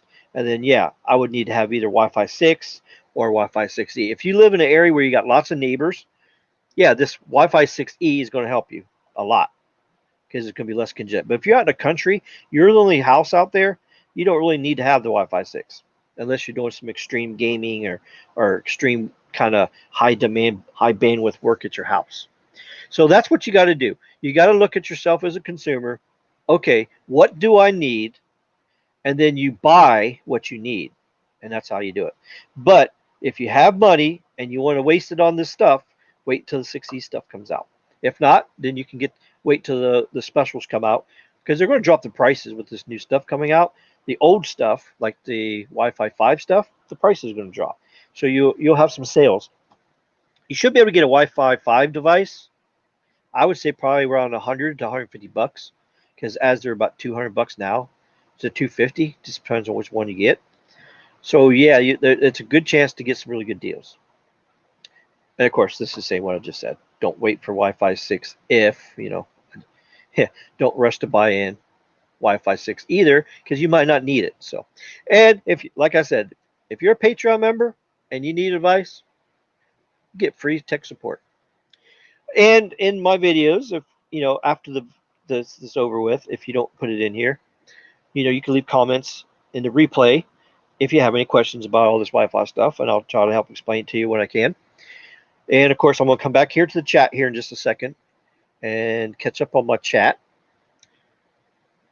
Okay, what's next here? Oh, okay, this is another article talking about limiting latency. Latency is just your ping. So lowering the ping. So the Wi-Fi 6E stuff is going to lower the ping. It's going to boost things 30 to 40%. So if you're a gamer, it's going to really help you with gamer or any kind of stuff that you do in your house with real time. If you're a business, you have to have real time monitoring stuff. Security cameras, real time monitoring and all that, because you don't want to have it delayed, a couple minutes with latency. The crime happens and then the guy runs off and then like 2 minutes later you go, oh, a crime just happened. So yeah, so like real time video and stuff like that, that's all going to help with that. So yeah, the Wi-Fi 6E devices are going to be amazing. So remember, you got to have Wi-Fi 6E in your device, your phones, your laptops, all that stuff. Plus, you have to have it in your wireless router. So everything has to match. Now, you can do one version of the other. It's all backwards compatible, but you just got to remember which way the pipeline's going.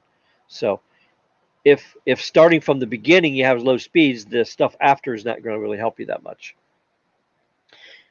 And then here's the Asus wireless networking that I was telling you about. This is the AI mesh. So yeah, this kind of shows you. See all these antennas. That's why it has lots of antennas, because it's multiple in, multiple out, and it's also multi-user, multiple in, and it's tri-band. It's got 2.4 gigahertz in it, and it has two sets of 5.8 gigahertz radios in it. That's why it's called tri-band, even though it's not really three different bands. It's actually dual band, but the one band has two radios in it, basically. And some of these smaller ones or nodes where that's where you put in the other areas at your house, and the node connects back to this, and that's what gets you your extra range. Of course, 5.5 times faster, this new stuff. See, AC, that's Wi-Fi 5. That's what I have. I have a RT 3100 is what I have that I'm actually using right here now. Yeah, it's blazing fast. The AI mesh works really good. The handoff is good.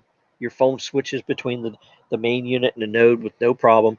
Automatically selects the best Wi-Fi signal. And let's see, here's the actual AI mesh part. Oh, this is talking about the advantages between the Zeus's AI mesh versus the other. Okay, so here, yeah, it's easy installing, seamless roaming, wider coverage, powerful performance. It's got really good signal, really fast. It's got a lot of features. You got an app you can install on your phone, and you can check your whole network out. You can do firmware updates from your phone. I go on my phone, I click one button, and it updates the firmware for my routers. So it's very, very easy to use and manage. And an ordinary mesh system only has these two. A traditional performance router has these kind of things here, but these are all the non-mesh stuff.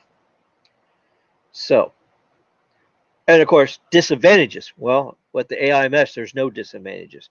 But on some of the other ones, weak signal node coverage, average performance, limited features, complicated setup, connection gap between router and repeater. Yeah, so you can have all that. Now, everybody says, okay, well, why can't I just get a wireless router or wireless Wi-Fi extender? Why can't I just get that? Well, here's the reason why extenders don't work very well, okay? What is a range extender? A range extender is a piece of networking equipment that's meant to increase wireless range. However, extenders rely on one radio to both the receive and transmit. Think of it as a walkie-talkie. You either listen or you speak. So it's not full duplex. It's not sending data and receiving data at the same time like the AI mesh system does. Okay? So that's what makes it very, very limited. That's why they're cheaper also. They don't cost very much. They actually sometimes cause more interference on your Wi-Fi network than you would if you just had one device. Because if you put 3 or 4 of these around the house, you're going to have packet clashes, and it's just going to bog down and slow your network. So Wi-Fi extenders are a horrible choice. But, if you're limited on money and you got to force to do this, I mean, you got to do what you got to do. But the best thing to do is try to get an AI mesh system, especially if you're a gamer and you need high speed, you need reliability, the roaming, all that kind of stuff. AI mesh is the way to go. Definitely. This just shows you a picture. Here's a router. This is the traditional router versus range extender. Now this thing is from Eero. They make a mesh network thing too, a device, which I don't think it's good as a Zeus, but it was just did a really good job explaining what the extender does and all that kind of stuff. So now a mesh network, to explain it, works by placing multiple access points strategically located through a space so you and your devices are always close to one, and essentially like having multiple routers throughout your home. All work together to bring Wi-Fi to every corner, but setting up a traditional router in a mesh network takes manual setup, special software, and technical networking know-how, which with the Zeus AI mesh, it helps you with all that. It's very, very simple and easy to do. And this kind of gives you an example here. Okay. Now this red thing, that's where your main router is. Okay. So see this red circle here? This is what it covers of your house. So if you get to center of the house and go right above it, yeah, you can get service. But if you go over here or over here, see the kitty up here on the bed, you go over here, pet your kitty, you lose Wi-Fi or it slows down. You can't even play your video game. All right. So then same down here. Over here it doesn't work. Over here it doesn't work. And in your basement it doesn't work. Now if you're sitting on your stairs, yeah, it works because it's close enough. What happens is you add in a mesh network. So you put a node up here, you put a node here, and you put a node out in your garage. Okay? So this connects all three of these together. It's like it's almost like IAB, integrated access, but it has a dedicated high data stream that it sends to this, has another stream that sends it to this, and another one that sends it to this. So you could be out here watching 4K Netflix in your garage or in your man cave. I mean, yeah, it could be your man cave out here. Or when, you piss the girlfriend or the wife off and she says, get out of the house. So you're forced to go out here to your man cave and watch TV. Or you want to play Xbox or PlayStation or anything like that. So you go out here and you can, it's just like you're here. It's really awesome. I'm telling you. Wi-Fi mesh will cover your whole house. So all you gotta do is buy one main good unit, a tri-band. Now me, I don't have a tri-band one. I just have the dual band one because it's just me up here. So if you got a whole house, then you need something better. So you get the tri-band version. You get that, and you get like two 4x4 node and set up as nodes. You're golden. Multiple radio antennas mean better coverage. That's why on the LTE cell sites, that's why you're getting better signal and better speeds on that because it's using multiple antennas. So it has a more stable signal. So MIMO is what gets you the better speeds and everything. And this just shows you traditional router. It only goes this far. So a router with a range extender, okay, goes here and it gives you a little bit of boost. It gives you more signal, but it doesn't really give you much speed. Then when you go to a Wi-Fi mesh network, it goes to this device, then to this device, and then this device, and then look, now you have almost the same speeds as you're here. So that kind of gives you that, shows you. All right, let's go in this chat here. Let's see where I lost my places.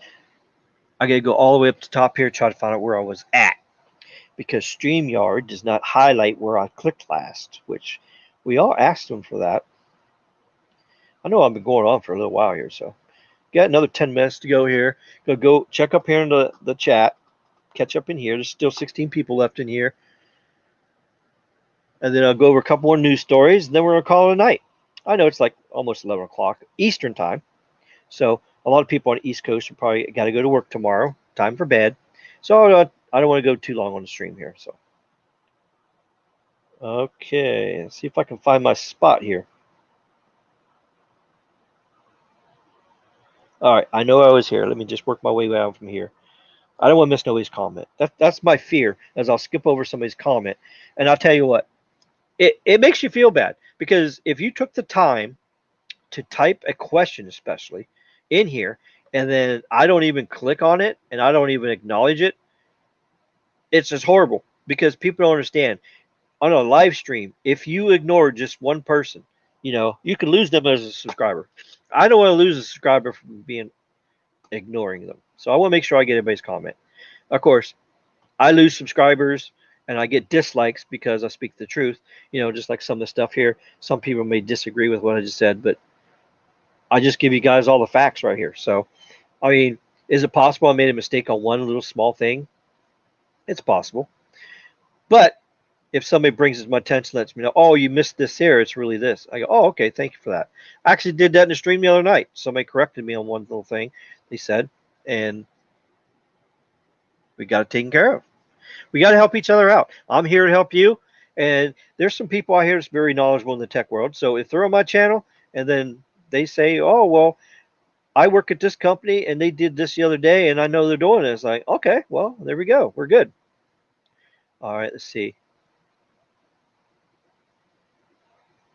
I have a question. Can I get? Oh, okay. That's what you said earlier.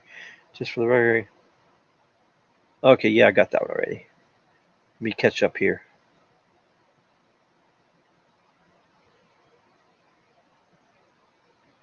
I don't think anybody else is coming on here.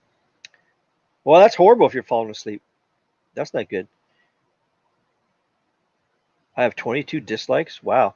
That's the first time in history that's ever happened. And that's just because of all the stuff.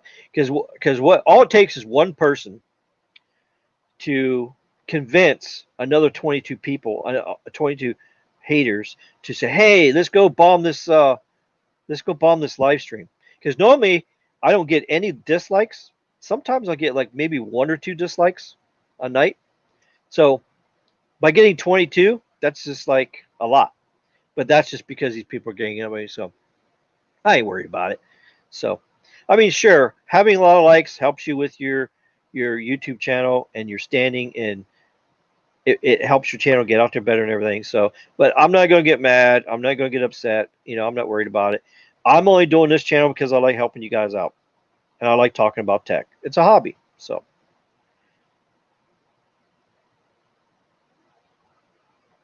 try to catch up here. Let's see. Oh, I'm way too far back, ain't I? Let's see.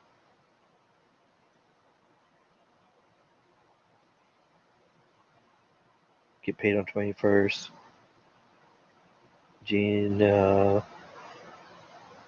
it's a bot and not really. All that you guys banned said it was a bot. How do you know it's a bot? I don't know. I mean, anybody can copy somebody else's channel and go and say stuff. So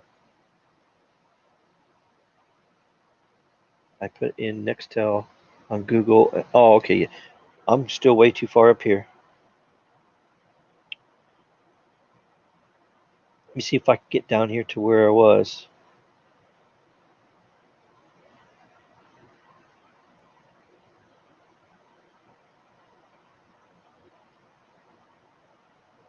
All right, let's see. Skunk Apes. AT's upgrading with all customers. What did you say to people who are concerned about radiation? Oh, well, the radiation stuff, yeah. Well, there's no danger in all this stuff because the FCC regulates all this stuff. All these radio bands and frequencies have been used for many, many, many years, and there's limits. It's called SAR, specific absorption rate on a human body. When the transmitter is close, there's a certain thing that has to pass. When you hold your phone up to your ear, it cannot put more than 1.6 watts per kilogram of body surface area, tissue, whatever you call your skin and stuff. It can't exceed that. If it exceeds that, then the FCC won't certify it and they can't sell it. So that's why you should never buy a China phone that's not certified in USA, because it's possible that they make that phone where it exceeds the 1.6 SAR and it can actually do harm to you. I mean, it's not going to be major harm, but it's not going to fry you like a microwave oven will, turn you into a roasted turkey or anything like that. But no, all this stuff is all FCC approved. I mean, they're saying millimeter wave is dangerous, it's going to kill you, it's going to fry you. But what they don't understand is, since it's a higher frequency, they have to put out lower power wattage. So it's only 1 watt. Whereas you go to midband, and it's 30 watts. So as you see, just from going from 2 gigahertz to 39 gigahertz, it drops from 30 watts to 1 watt. And that's the reason for that, because you can't put that same high power on those frequencies, because it can exceed the 1.6 thing, especially if you're on small cells and they're close to the ground, or it's right outside your window. I mean, how would you like to have a small cell right outside your window of your apartment, and it's putting out all this stuff and it's too much, and then it's going to radiate you in there? So that's why this stuff is regulated. Even the stuff on a rooftop, before they put it on the roof of an apartment building, they have to test it to make sure it doesn't exceed that. And of course, the antennas go out from the top of the roof. They don't go down into the place. So therefore, the signal's not going down. It's going straight out. So it's not hurting you. Now, if you go up on the rooftop and you sit on the ledge right in front of the antenna and put your back to it, you're within 6 feet of it. Yeah, it's going to harm you. Yeah, it is going to harm you. That's why when workers are up there, they have to have special meters on there so they don't get overexposed. So yeah, there's a lot of that, 5G going to kill us and all that conspiracy crap out there. It's just all a bunch of hokey pokey. Samsung smart fridges, yeah, that's pretty funny. Yeah, the technology they got out, and some people do those home Wi-Fi things too. It's like Hey Google or Alexa, or say, hey Alexa, call whatever. Hey Alexa, remind me to do this. Hey Alexa, call my son, tell him to get home. Alexa, do this. Alexa, do that. It's like I don't know if I can do it. Call me old fashioned. I just don't. I just don't want that, you know. But some of the younger kids like that kind of stuff. Another whole topic of LTE network extenders and amplifiers. Well, right now the LTE network doesn't have extenders or amplifiers other than a DAS, which is a distributed antenna system. Like if you on a high-rise building, what they'll do is they'll have an antenna set up that picks up the antenna or the signal from outside. It's like a booster, but then it distributes to multiple antennas on different floors. Because if you don't have that, then it won't, it's hard to cover for like skyscrapers or big indoor areas. So it's called a distributed antenna system. Another thing you can do is a cell phone booster, which you can put in your car. You can buy a cell phone booster, put it in your car, and it'll boost your signal that way. But as far as the cell phone companies doing it, they don't really do it. They just put the stuff up on the towers and they shoot it straight out to all the customers out there. The only one that does that now with millimeter wave is Verizon with the new Pivot 5G and the Echo 5G, and it uses a type of extender, but it's not really an extender, although it does extend. It's more of a repeater. I would call it a mesh. A mesh node is what it is. It's a 5G millimeter wave mesh node is actually what it is. So it takes the millimeter wave, takes over there, and then it just repeats it and shoots it up. Acts just like a Zeus AI mesh router. Spent. Hello. What's that mean? I don't know. 90-minute mark. Yep, Tom. Good to see you. If you isolate one band like 41 and take 20 megahertz of that, what would be the difference in LTE versus 5G? Yes. Oh, you're talking about like splitting the band, like putting half of it. Yeah. Well, 5G, the actual new radio 5G technology gives you a little bit of a speed boost. Doesn't really give you that much a range boost. The claim the T-Mobile said they're getting 30% farther range on 5G standalone is complete craziness because the technology is not going to perform that well. I mean, that's like them saying their band 71 shoots 60 miles. Sure, you can make that happen. You put up on a hilltop, line of sight, you beam across the desert 60 miles. Yeah, you can do that. But you can't do that in a market area because you can't reuse the frequency. You have to reuse the frequency on all the towers so that you can get more bandwidth out of it. If you only use one frequency, you would run out of frequencies, and then you couldn't reuse it. So that's the key with these band frequencies. You got to reuse them over and over and over again. 5G is coming next year. It's going to be good. The stuff out now is all fake. Even Verizon's 5G it's non-standalone, but at least it's 95% 5G equipment and backhaul, and all that. It only has 5% of LTE. That's why the speeds are good. That's why the pings are low. The latency is low. That's why it's all low because it's actually real 5G. It's not standalone yet, but it's the closest thing that we got right now to 5G.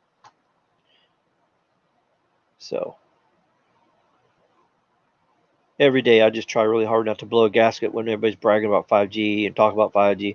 It just because these carriers have just molded it into this big thing, and they're deceiving everybody. They're telling everybody that it's out there, but it's not really it. It's like going to your bar, ordering a shot of whiskey, puts 10% whiskey in it and 90% water, and he hands it to you. Here's your whiskey. Okay, is it whiskey? Is it a shot of whiskey? That's the whole thing. Is it a shot of whiskey? That's the thing. Does it have whiskey in it? Yes, it has whiskey in it. But is it a shot of whiskey? No. The only way it becomes a shot of whiskey is if it's 100% whiskey. Same thing with 5G. The only way 5G is really 5G is if it's 100% 5G on all the bands. And there's no LTE mixed in with it. And then what T-Mobile did is went and did this standalone, which is fake, not even using real hardware equipment for it. And they set it up so that it appears like it's standalone, but it's not really standalone. They separated it from LTE, but when they did that, if you're too far from the site or you're between the site, you have no service. When you're right next to it, it gets a little bit of good speeds, but you got to remember there's nobody using it. But if you put a whole bunch of people using it, then the speeds are going to go down. It'll be 5 megabits down and a 20 millisecond ping. That's not 5G. And that's why we keep saying fake 5G. So AT&T is upgrading 4G to shared bands with 5G. Ricky knows the shared RST. Okay. Oh, the shared ratio. Oh, you mean, wait, why are there 22 dislikes and only 28 likes? Yeah, that happens. I'm not worried about it. When will it come out for CenturyLink and DSL providers? When will what come out? That's the only bad thing is I'm catching up in the chat here. So when you said this at the time I was talking, but I don't remember exactly what I was talking about when you actually said this. So yeah, just rephrase that. It's 7:51 here. I'm at your PST time. Okay, great. SMT is live on Alex's live stream right now. Oh, okay. Well, that's good. Let's see. TomTom 1.6 gigawatts. Yeah, for sure. Great Scott. Canada makes very good smartphones. They do? I didn't know Canada makes smartphones. What does an N41 panel look like on a site? Oh, well, that's easy. Here, I can show you what one looks like. Here, I'll pull up a picture of one right now. Band 41, massive MIMO. Yeah, remember, I got so much stuff on here in my little folder here. All kinds of goodies.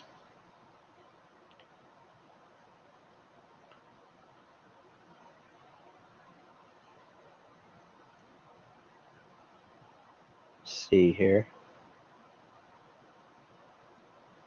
Well, that's what an N71 panel looks like. So that you, a band 71, N71, LTE. So if you see in the bottom, that's all the wires that connects to it. That actually is a dual band antenna. Half of it is 600 megahertz, band 71. The other half of it is band 12. Yeah, that's what T-Mobile was putting up. If they had enough bandwidth, or use this more of a massive MIMO for 600 megahertz, then yeah, they would use this whole thing and they could actually get more gain and more.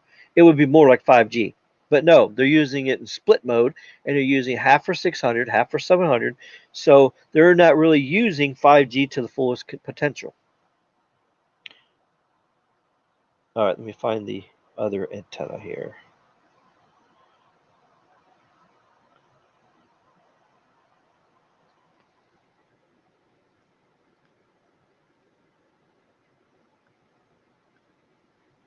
I know I got a picture over here. I just got to find it.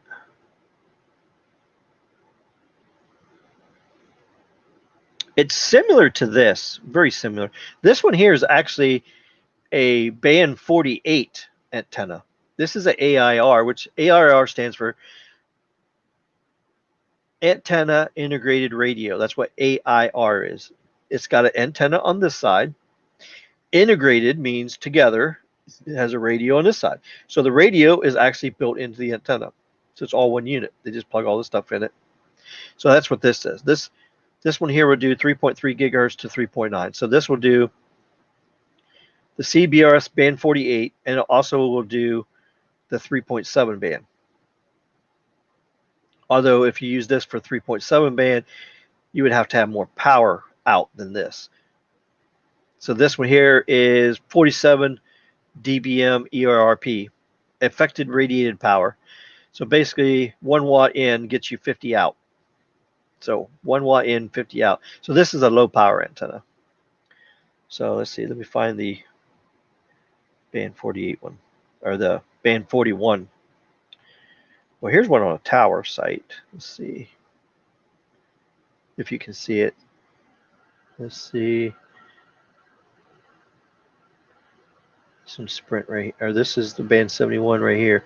This one don't have it on here. These are the 3.5 band 48 CBRS ones. That's what these little ones are up here. Okay.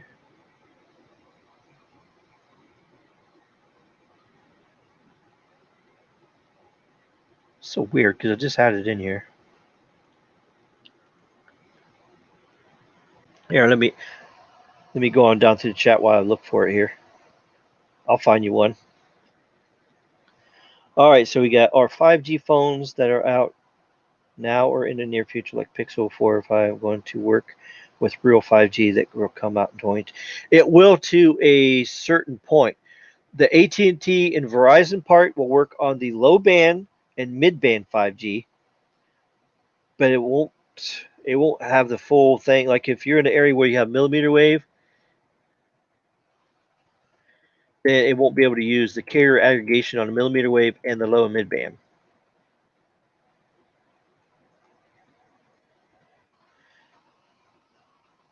I-12 was rumored to have the X60 modem on it, which will do all three bands. But yeah, if you need to get a 5G phone that's a budget phone, and you get that Pixel phone that has the 5G, it's only going to have the X52 modem in it, so it will work pretty good for LTE and 5G for low and mid band. So you just won't be able to take advantage of the millimeter wave speeds unless Verizon has a Pixel version that has millimeter wave in it, which I don't know if they're going to do that or not. I haven't heard of that, but I'm pretty sure it's just going to be low band and mid band. What about the upload 5G? I saw Verizon 5 speed. Yeah, once they go standalone 5G on the millimeter wave on the towers, then you're going to have super duper fast upload speeds and a super duper fast download, and then you'll have low latency and pings too, because it'll be a 100% standalone 5G core. It'll be the real stuff. But right now, you got a slow download or a fast download,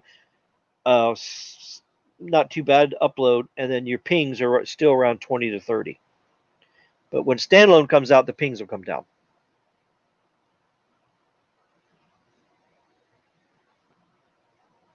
I'm looking for that antenna for you. I didn't forget. Let's see. I did a search for it. It's still not coming up. What? Oh, it's actually pulling up TVs and everything like that. T-Mobile told the truth. Nationwide 5G equals 5G in every state means they have 5G. Well, I guess if you want to call it 5G in every state, you want to label that as nationwide, you can. But where they do have 5G, it's like I was saying earlier, it's like they put it on one tower, they skip 4 towers. They put it on one tower, they skip 4 towers. So it's a spotty. Let's say that it's just a spotty 5G. It's not dense. It's a spotty. Wow, I have a hard time finding this stupid antenna. Okay, we know Sprint lost it. Let me put the word Sprint in here. Maybe that'll pop it up. Sprint. Sprint. All right. Maybe who's Alex? Alex is another guy that has a channel. He just switched his channel. He's doing something different on his channel. So SMT's probably trying to help him get it off the ground and everything. 5G is available in all 50 states, even if it's just one tower. Yeah, I guess that's how you say it. So if you put one tower with 5G on it, it's all 50 states. Yep. Yeah, there's the channel name. All right. Wi-Fi 6. Wi-Fi 6 is on the actual Wi-Fi router. It is not dependent on the ISP. Yeah, Wi-Fi 6 is the technology. It's just the technology on the Wi-Fi router and your phone or your laptop and your device like that. Yeah. Man, we're running. Since I have no leasing fee from my, should I be able to get a swap out? Yeah, that's one thing I forgot to tell you about. If you have the Wi-Fi that's mixed in with your modem, Because what they do is they give you a modem and Wi-Fi in one unit. It's a modem and Wi-Fi together. Now, all the cable companies gives you the cheapest, junkiest, garbage Wi-Fi router that's built into the wireless or into your modem. So the best thing you can do is just buy your own modem instead of leasing it from them, and then buy a Zeus router and then plug it into the modem. Then you're going to get the best quality of Wi-Fi that way. I'm still looking for this stupid antenna. What did I do? Delete it off all the websites? I can't even find one picture of it. I thought I had it set up in here. I bet when the router modem, I have 6 layers of leasing fee modem. Should be able to swap it out for one. Yeah, even if they have one that's Wi-Fi 6 in it, it's not going to be as good as quality, but it may work for you. I mean, if you want to try the cable company's Wi-Fi 6 version, but I don't think there's any. I don't know if any cable companies have a Wi-Fi 6 version combination modem and router. I know they have the Wi-Fi 5 ones out now. This one that I have is called the Xfinity X1. It actually has that Wi-Fi 5 in it. But I tried it. And then also when the speeds wasn't very good when you got too far away, they offered this thing called pods, these extender pods. So I spent $150 on these extender pods thinking it was going to do everything good. And I didn't know any better. I got them and I paired them all up and I put them through the whole upstairs, downstairs, everywhere. And guess what? It connected with the 2.4 band at the 2.4 speed. It connected at Wi-Fi 3. So why the heck would I want Wi-Fi 3 extended through the whole house? That's just stupid. If you're paying for a level surface, you need to get it through your whole house. And the only way you can do that is with the Azus AI mesh or another AI mesh if you want to buy it. It may not be as good, but it'll at least still do it.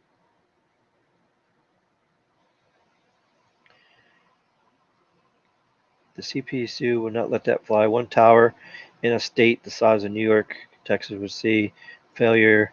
Yeah, well, there's definitely not just only one tower there, but we know how the Band 71 is deployed in California. It's like that. It's spread out very far.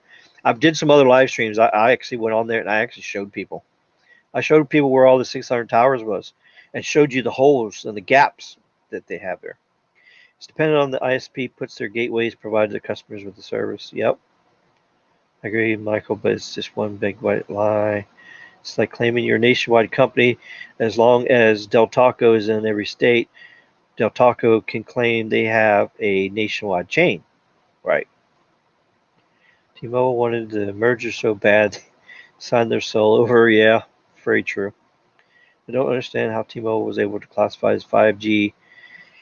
Yeah, well, that's the thing. If it has just a little teeny bit in there, they're able. There's no standards. The FCC does not have any standards saying, okay, this is what Wi-Fi 5 is. This is the standards. You have to have this hardware. You have to have this. You have to have this. You have to have pings under this, speeds over this. They don't have any of that. And I've been screaming this for the last 3 or 4 months when they did come out with their crappy 5G. I've been screaming like crazy. It's like, hey, we need standards. We need to have a version. If it's going to be 4th generation, we need to have a 4.1, 4.2. Needs to be different versions. 4.3, 4.5, 4.7, 4.8, 4.9. And then when real 5G comes out, then we'll hit the 5.0 button. But that's what the problem is. These companies are using, like AT&T, 5GE on the phone as a symbol. There's people actually telling me, I have 5G on my phone. I looked at their phone, I go, no, you don't have 5G. Yes, I have 5G. No, you don't. It says 5GE. And I said, no, go on AT&T's website, look up what 5GE is. It says on there. It's LTE Advanced. Oh, but it says 5G. It's 5G. And they just sit there and argue with me and argue with me and argue with me. It's like I said earlier, the color of this pen is red. No, it's blue. The color of this pen is red. No, it's blue. I give up. That's why I have all the likes. Just because I have that mentality. Because you you say one thing and then people will just argue with you to death saying, but you know what? It's America. You have the freedom to believe in whatever you want. If you want to believe the pen is blue, okay. The damn pen is blue. Move on. And that's basically why I got all the likes. So, but I'm not worried about it. I give everybody the facts, give them all the truth and all that, and that's up to everybody what they want to do with it. If they want to go around saying I got 5G, if they want to do that all day long, knock yourself out. No problem with me. If T-Mobile fails their obligation, CPU will be one of the first to sue. Yeah, I think there will be some lawsuits and stuff. Yeah. Okay, I bet John Legere is sitting in his couch watching the news, laughing how stupid too. Yeah, you know what? I actually can see him doing that. Michael, I think you're right. I could definitely see him. I am sure John Ledger right now has the last laugh because he left with $80 million and he doesn't have to deal with any of the crap anymore. Sometimes I think I wish I was John Ledger. If I could have done all that hokey pokey stuff and do all that and then get 80 million bucks and then just bail out. Gosh, just think about it. How many towers can they upgrade with $80 million? I mean, it's just like, let's just look at T-Mobile Tuesdays. If they're giving out a free chicken sandwich, that chicken sandwich costs $2. That's what they got to pay because somebody's paying for the chicken sandwich. Just because it's free don't mean it's free. T-Mobile is paying them probably $1. So if you take 10 million customers, they buy a chicken sandwich. T-Mobile has to shell out $10 million just in one day for that chicken sandwich. It's crazy.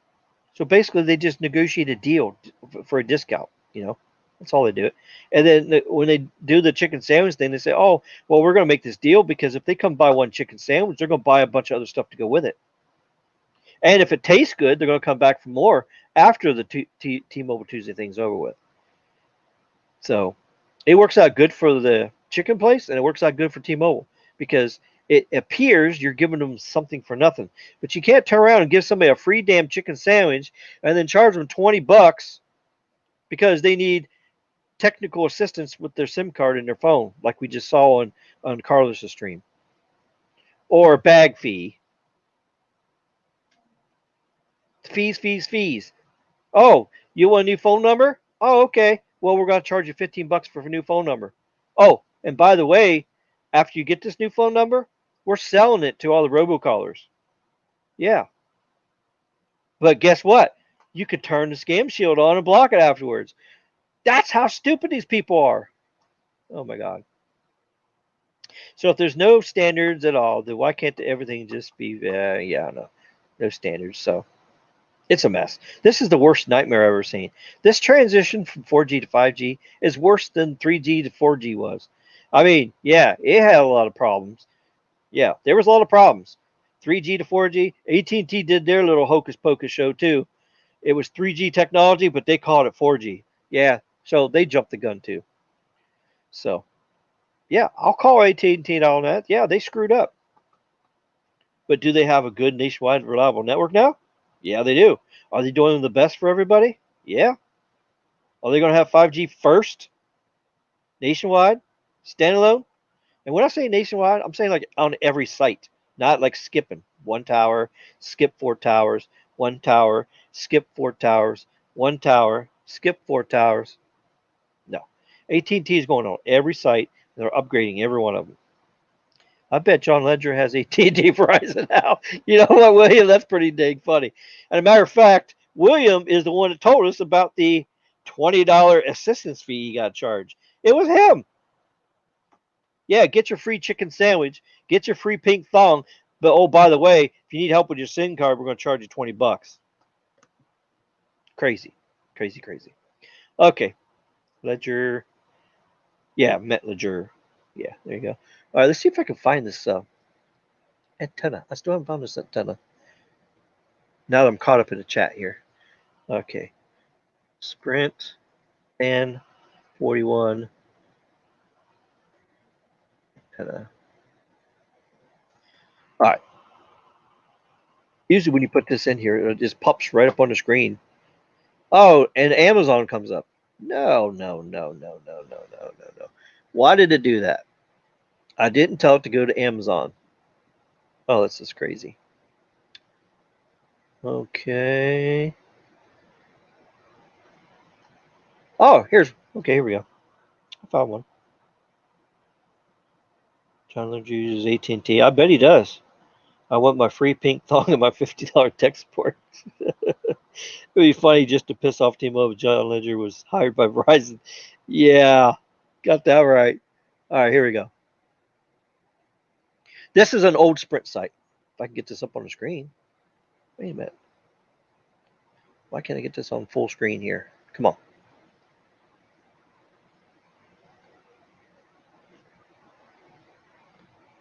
Okay, here we go. All right, this is an extreme close up. Now this is a band 71 panel right here. Get out of here. Get. This is 71. Band 71's on half. Band 12's on the other. The real way to do this is to have two panels up here. You have one panel like this with band 12 on it, and another band or another panel with 71 on it. Two different panels. Then you can have twice the bandwidth because you can use this whole thing for 71, use the whole thing of the other for 12. But no, they put 12 on one side, 71 on the other side. So there you go. So they got one antenna, two antenna, three. This one here has band 2 and 25 in it. This is the antenna panel right here. This is the RRH, radio remote head. The fiber plugs in this from the base unit downstairs. So the fiber goes up here, the control unit goes up here, and then the coax comes out here and goes into the antenna. But yeah, this is band 25, band 26. So it's 850 megahertz on one half, 1900 megahertz on the other half.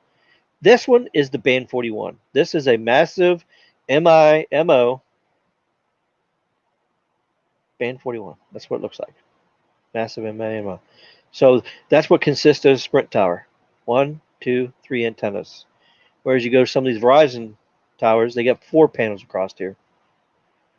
You go to some of them, they have 2 sets of layers. This thing here is called a this is a microwave dish. It's a wireless backhaul. This uses microwave to shoot it from this site to another, and the same thing, shoot it from another site to this one. It low balances the fiber. But of course, Sprint got this big old idea. Oh well, we don't need these no more, so they started taking these things down and relying all on fiber. You don't have no wireless backhaul, and that's why a lot of these sites started tanking too. That's why they started having congestion. They should have left this stuff up there. So there you go. Oh yeah, here's the quote of the day. Together, we can build a much bigger 5G network. Yeah. Phony baloney. All right, let me go back to these articles here. Okay, here. Didn't know if anybody knew it, but Motorola One just came out with another USA version. So it's a mid-level entry phone, I think. Yeah, 48 megapixel camera, 6.5-inch screen. It's got the pop-up camera, full HD display. Let's see what else. I hate when they do this. They just splatter the specs all over the place here. Oh, AT&T and T-Mobile is going to come out with $399. Ain't going to have no 5G. It's just going to be a plain LTE phone. I don't know let's see what the processor is. I don't see it. Yeah. Oh, 5,000 milliamp battery. That's good. Oh, 710 octa-core. Okay. So it's got a 710 octa-core. Probably has the X24 modem in it, which is pretty good. It's a good LTE modem. So it's either got the X24 or X20. So that's coming out. So Motorola's coming out with another phone. Here's another thing. Here. Apple Watch series expected to switch to micro LED. So they just had the LTPO technology. Now they're coming out with another new, but the transition could take a minimum of 3 years. So 3 years from now, you're going to have micro LED display. And I haven't even looked up to see what's the deal with it. Let's see. What is so good about it? Let's see. Oh, makes the display thinner. The device is thinner, consumes less power. Wow.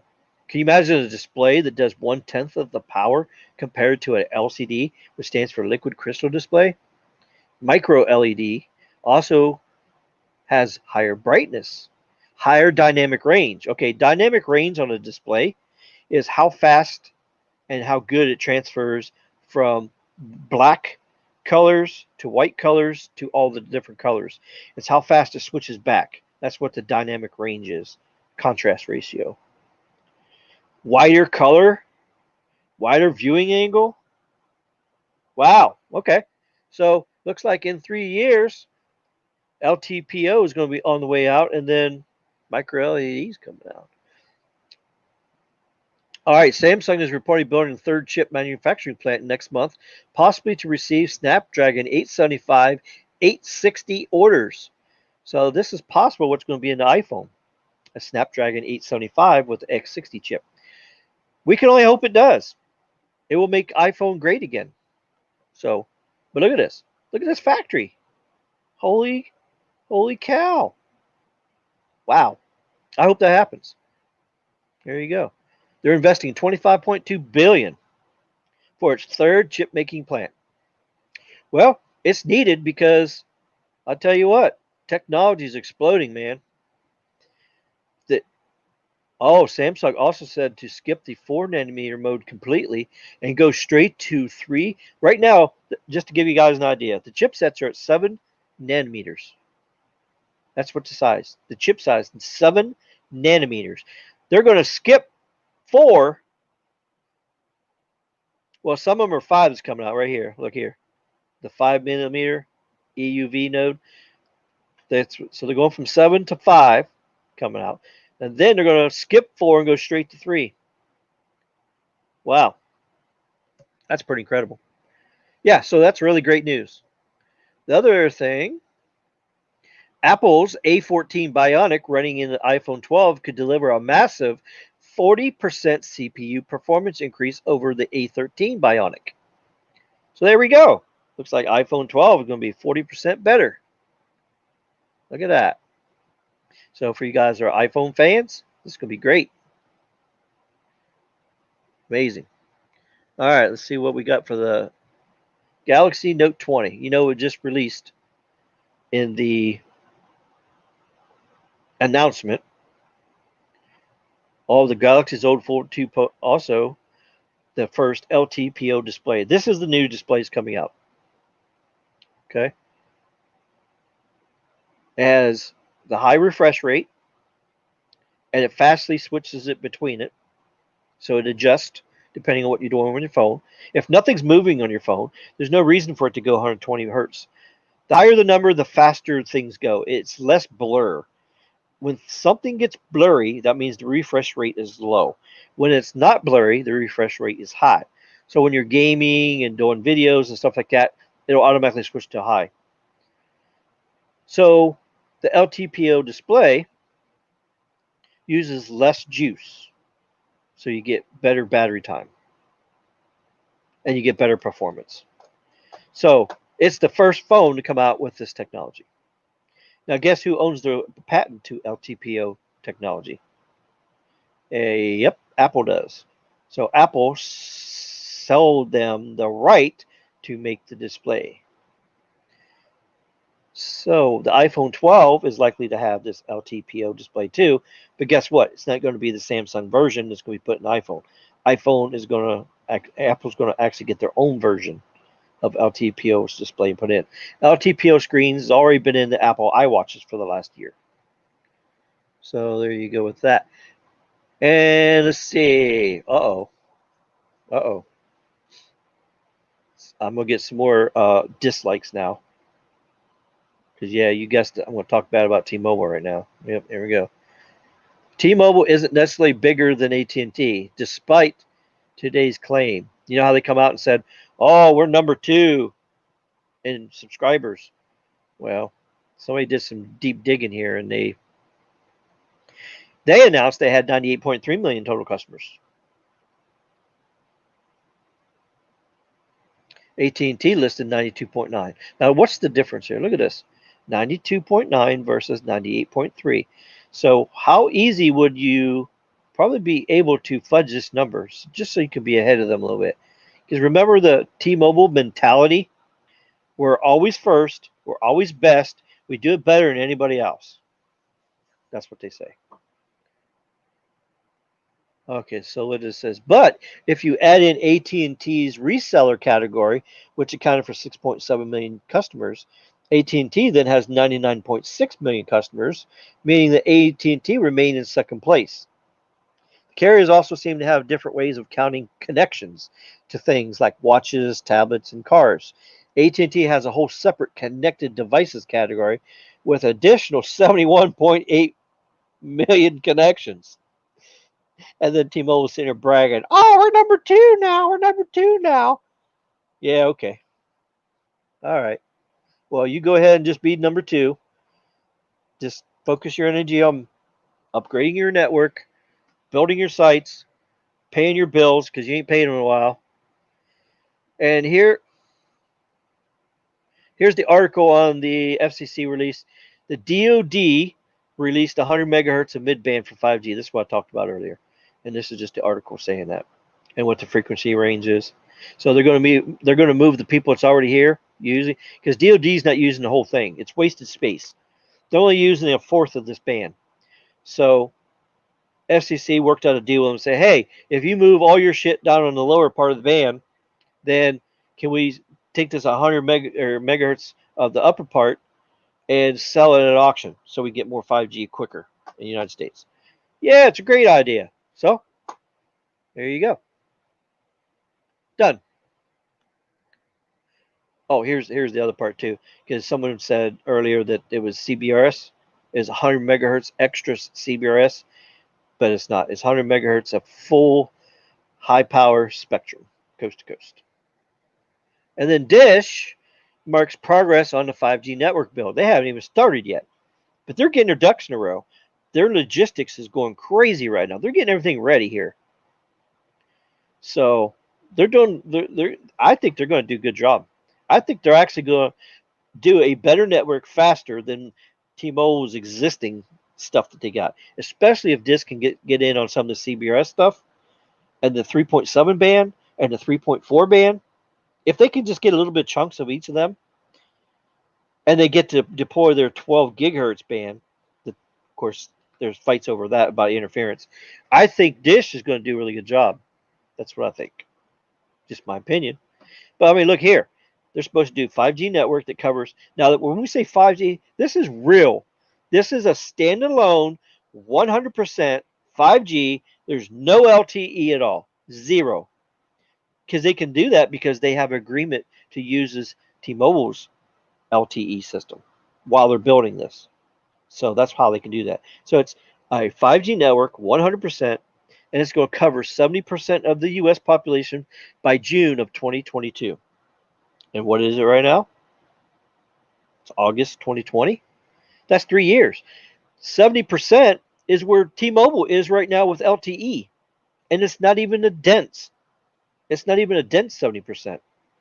It's a 70% with holes in it like Swiss cheese. AT&T and Verizon's network is 70% also, but it's a whole lot more denser. There's twice the amount of towers in between the towers. So the fact that Dish can come out here and get their logistics here using a special software, Open RAN software, and launch this thing is just amazing. So this is all hypothesis. This is all dreams. This is a plan. This is dreams. Can it be a reality? Yes. Can it fail? Yes. All right. But we've been putting up with T-Mobile for 7 years. What have they done? They've done some good, but they've done mostly bad.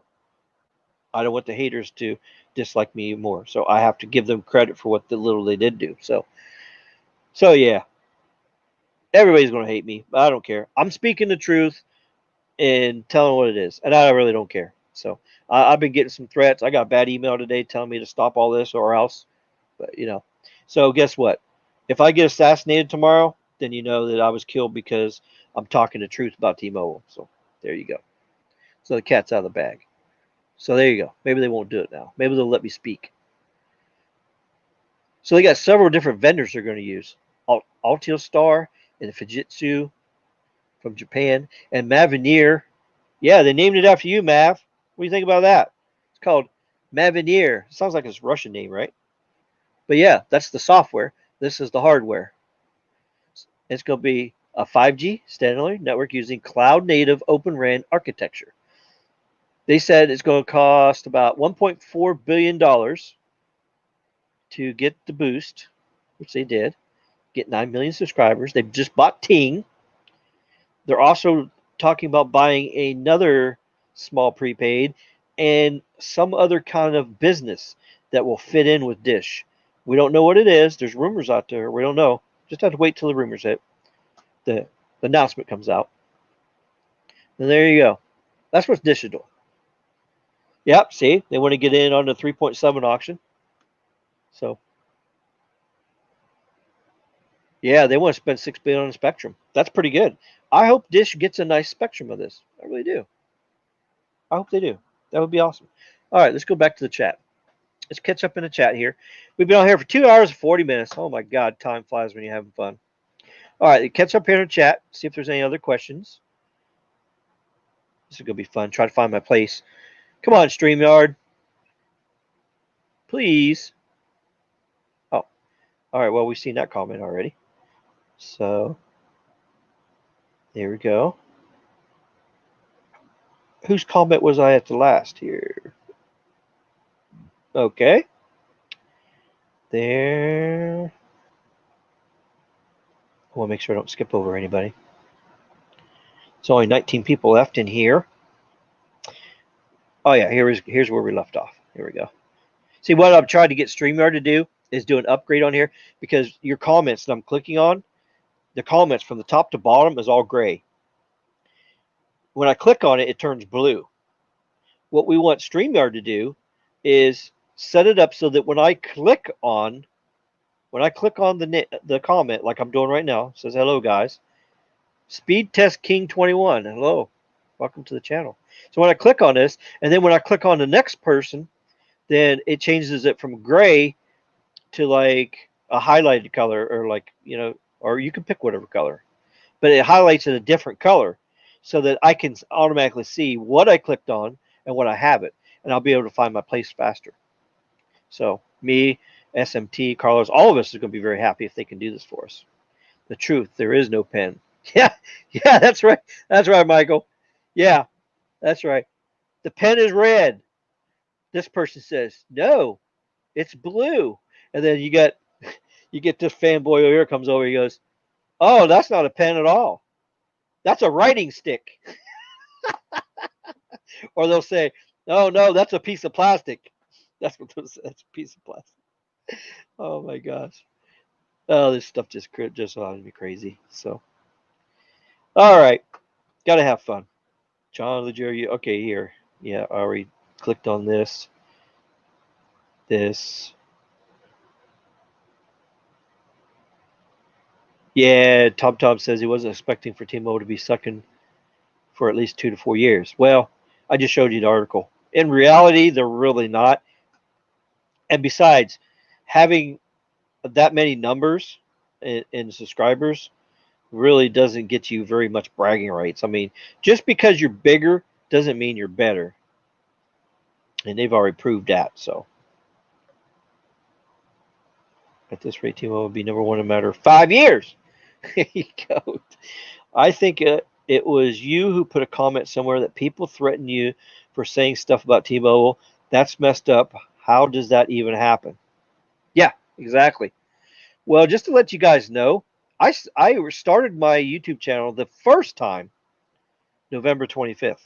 I started my channel, did all kinds of videos and live streams and all that. I got up to like 250 subscribers. Channel was going away really good. Then all of a sudden the haters started. They start, because back in the sea. Remember when it was just right after my channel started? I was bragging about T-Mobile. Oh, T-Mobile's going to do this. They're going to have the first 5G. I would say, oh yeah, T-Mobile's going to be the best. They're going to be number one. I was going along with the rest of the hype game. I was actually hyping everything up because I actually thought it was that T-Mobile was actually going to do everything right and good. Well, they launched 5G. Then Carlos starts testing it, and Carlos saying, "This ain't 5G. This is all a bunch of BS." And then he showed his speed test showing us this. The phones were overheating. He had one phone so hot that it was melting shit off the phone. The phone almost caught on fire. It's because it was rapidly trying to find a tower site because it was searching for 5G so fast and hard. It would eat up the battery in a couple hours. So yeah, he actually took the phones back. He said, "No, you can have this crap back. This ain't 5G, and your phones are all messed up." So that's back then. And then, then we all started saying, "Oh crap." So then we started revealing the truth, exposing T-Mobile about fake 5G. Where do you think Skunk Mobile came from? Where do you think Raccoon Rabies 4G came from? It came from me. I made that up back in January when we found out. It's fake Skunk 5G and Raccoon Rabies 4G because the 4G is just as shitty. It's infected with rabies. It's horrible. So I actually come up with that. So we start bashing them up. Next thing we know, then we get these haters on here. They was making my name just like they did tonight. They made exact copy of my name. They went in Discord server, other chat rooms. They were saying, they were pretending they was me, and they were saying racist things to people in other chat rooms, on other channels, and all this stuff. So then everybody starts attacking me, saying I'm a racist, and that I did this and I did that, and I disrespected this person, and I did this and I did that. And I go, well, that wasn't me. Oh, it was your name. It was your profile pic. It was you. So everybody started believing that instead of me. And then next thing you know, one day my YouTube is gone. My whole channel's deleted. Somebody hacked into my computer, went in there, manually deleted my YouTube channel while I was cooking dinner. And Carlos called me up and said, "Hey, why'd you delete your channel?"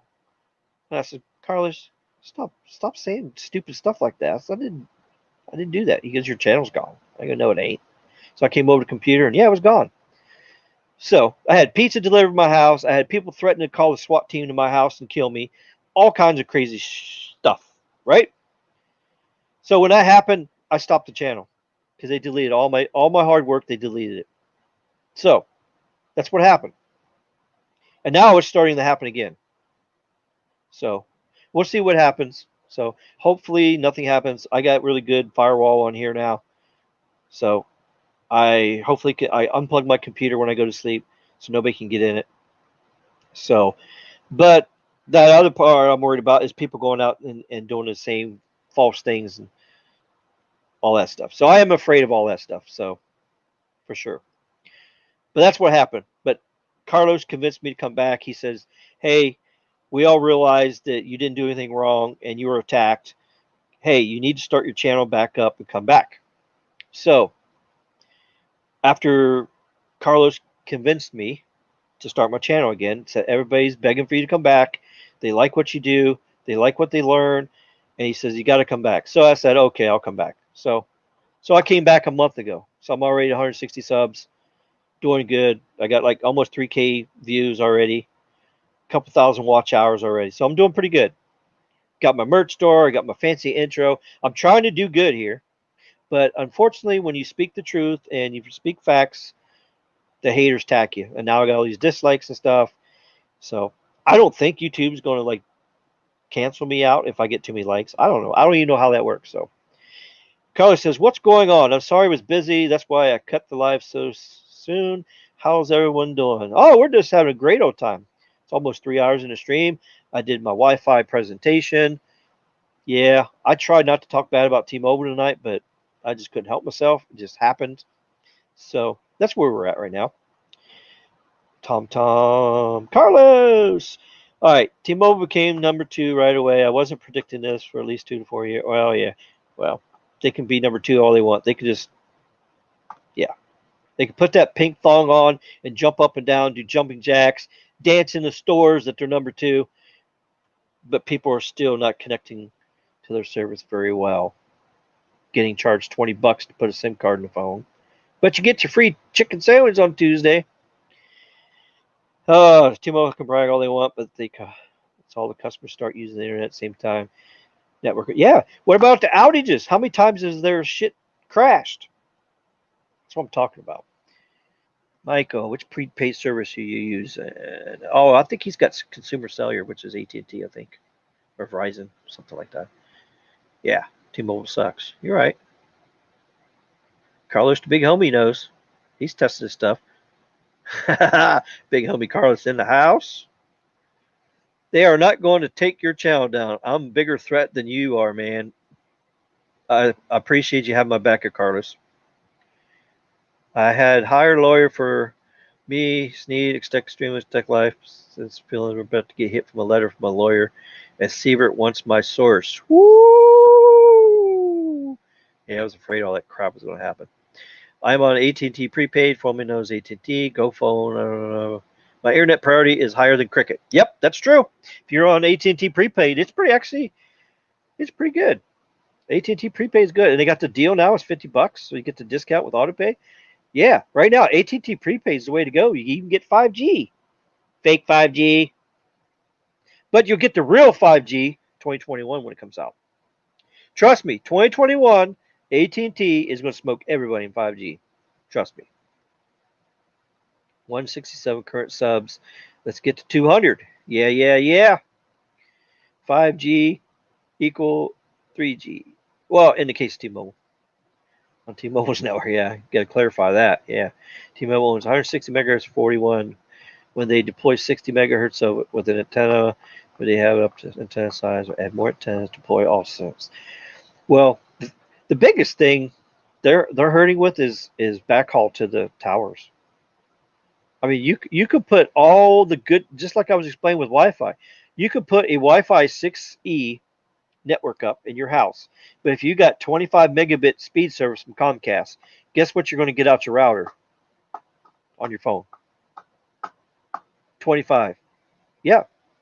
So you got this big, expensive, high, super fast system, and it's going to put out 25. Now, what if you go and you turn around and you say, oh, can you upgrade me to the gigabit system?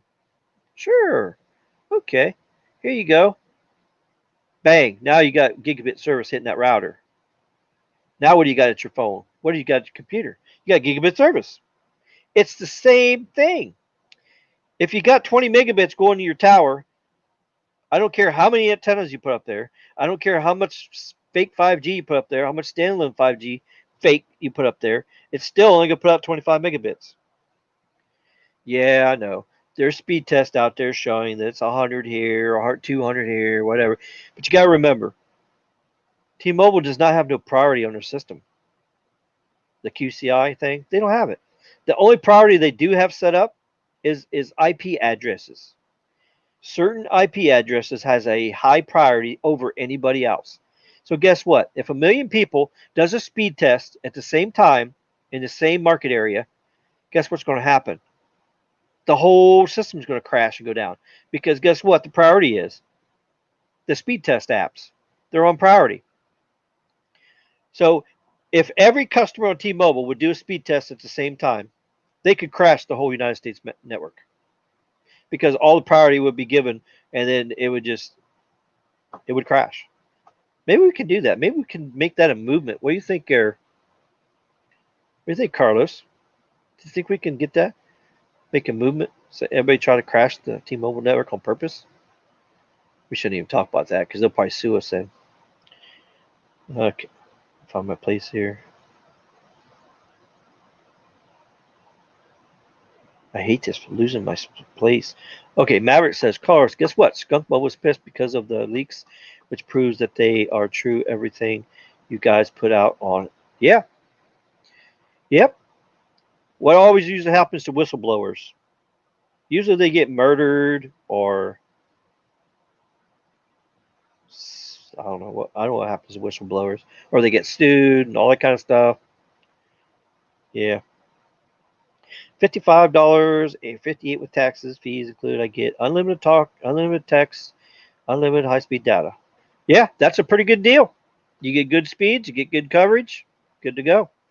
My data will not be slowed down unless the tower is over congested. Yep, that doesn't happen very often with AT&T because they have lots of backhaul to their towers for sure.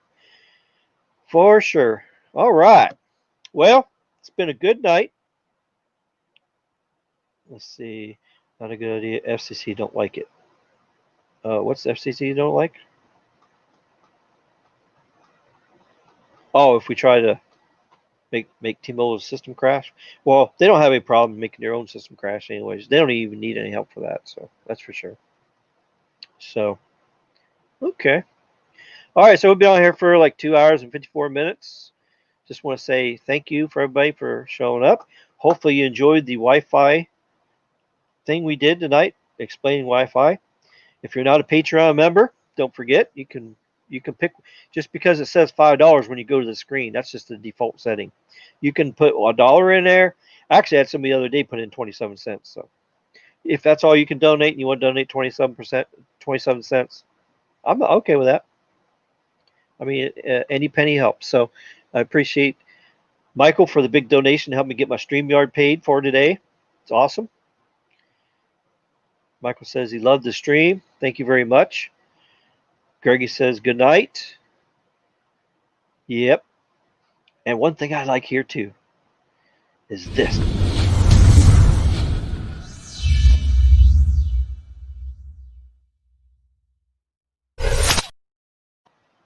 Does the sound come through when I play that? Yeah. I was wondering about that. Did you guys hear? Does the sound come across when that happens? Real interesting show. Thanks. Well, you're welcome, Terry. Glad to see you come by. And I need everybody's help to try to share this with all your friends and family, coworkers.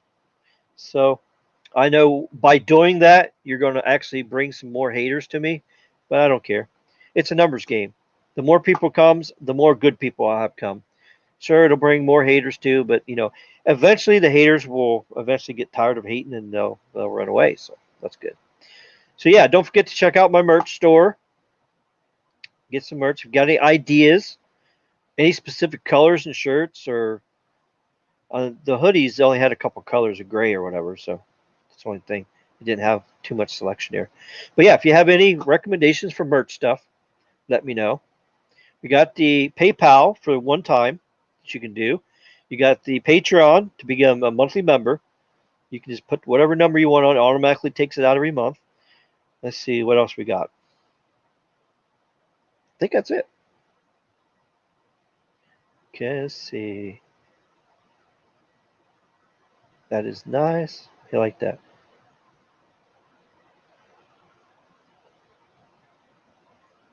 Okay, so I need to pick up an Asus tri-band router to use with one of my mobile devices at home. Yeah, you got it, Maverick. Yeah, if you just want, actually, there's a new model. The Wi-Fi 6 one just came out. Carlos actually has it. It's got Wi-Fi 6 in it. It's a tri-band with Wi-Fi 6 in it. It's an AX. That's how you know when it's that by the model number. So AX standard. So yeah, if you get that, you hook it up, you'll be good. And then all you got to do is make sure that when you buy a secondary device, which you can buy the cheaper ones and use as a node, so you can get like a AC or AX 3200, 3100, or whatever like that, then you can use that as a node. And it's pretty easy to set up. Like I said, if you need help setting it up, let me know. Thank you very much, Michael. All right, have a good night, Troy. I would need a separate modem or all-in-one router. Well, you should already have a modem. If you have an internet service provider, all you got to do is plug that Cat 6 cable in to the modem, plug the other Cat 6 in to the input on the other, and then that's it. And then it puts the Wi-Fi out. All you got to do is just set it up. And when you buy the second node to put upstairs or downstairs in the basement, then you just add the node, put it up there, add the second node, put it downstairs. That's it. It's very simple to do. It'll cover the whole house. You go upstairs, it'll switch. You go down in the basement, it'll switch. Awesome, awesome network. Once you got it set up, you just forget about it. And I actually reboot my stuff like once a week. And whenever the firmware hits, I do the firmware update, and that's it. Works very, very good. Wonderful sound. Oh, okay. So that part did come through. Okay. It's just when I did the intro, it didn't come through, or the countdown. I don't know why the countdown thing didn't work because I had the audio turned on for it, so I don't know why it did. I have to play around with it and see why that the music didn't play on that. All right. Have a good night. See if anybody else. Let me go to my little banner thing here. All right. Yeah, I want to say special thank you to Mike, Baby Yoda, Dan, Kimon, Paul, Gene, and Troy. And of course, now Michael, he did that donation. So thank you for that. Let's see what we got here. Don't forget the SMT Nation. Make sure you join SMT, Sneed Mobile Tech, Carlos S Tech. That's what the SMT Nation is. It's all three of our channels together. And it ain't just us. There's more people that's joined it. You got Mikey's, or not Mikey's, Tech Extremist. He was on live with Carlos a little bit ago. And you got Tech Life Channel. He was on there with him. So we got several people now that's like a part of the nation that's bringing you guys all the facts and the news and the truth. So there you go. Twitter. Don't forget about the Twitter. I don't know if it must be most people don't do Twitter because I don't have very many followers. I got 160 subscribers, but I got only 35 following me on Twitter. So, and remember, whenever I do a live stream or any kind of updates, I always post them on the Twitter so that you get the updates. So that's the Twitter link, and that's the, let's see, PayPal link. There's the PayPal link. So go to the PayPal link. That's for the one time. Let's see what else we got in here. Yep, I think that's it. So, oh, let me go back to chat. I see there's more chat here. All right, your first intro with a timer has good video but no audio. Okay. I'll be using smartphone data. Do you follow? Okay. Your intro has a wonderful video. Yep. Have a great night. Wonderful sound. Yeah, the audio and intro is great. All right. That's awesome. All right, let me get this off here.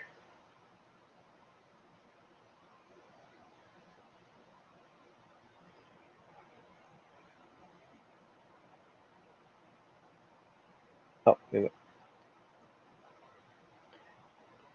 It's not taking off the stuff what I got highlighted. There we go. Okay, everything's off now. All right, so there we go. All right, thank you all for tuning in tonight. I don't know when the next live stream is. Today's Monday.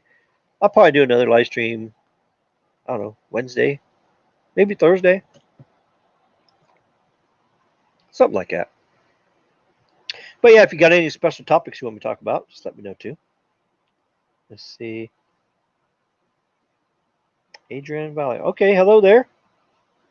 I'm just about to end the live stream. We've been on here for 3 hours, but you can actually watch the replay. So on my channel, every live stream is on as a replay. I donated today. Oh, okay. Thank you very much. I appreciate that. Check Patreon. Okay, Patreon member. Okay, awesome. I appreciate that. Maybe more fans will donate if you bring on your children, grandchildren. Yeah. Well, I don't have any kids. I was married, but we didn't have no kids. So yeah, I'm not even a daddy that I know of, anyways. It's a shame people say that, huh? But yeah, the marriage didn't work out. Didn't have no kids, but that's okay. I had a cat. Does that count as a kid? Guess so. All right. So let me get this set up on the Exodus here. All right. All right. Here we go. All right. Good night to all, and see you on the next live stream. And here we go for the last time. Here's the intro. I'm going to use it as an exit too. Here we go. Ready, set, good night.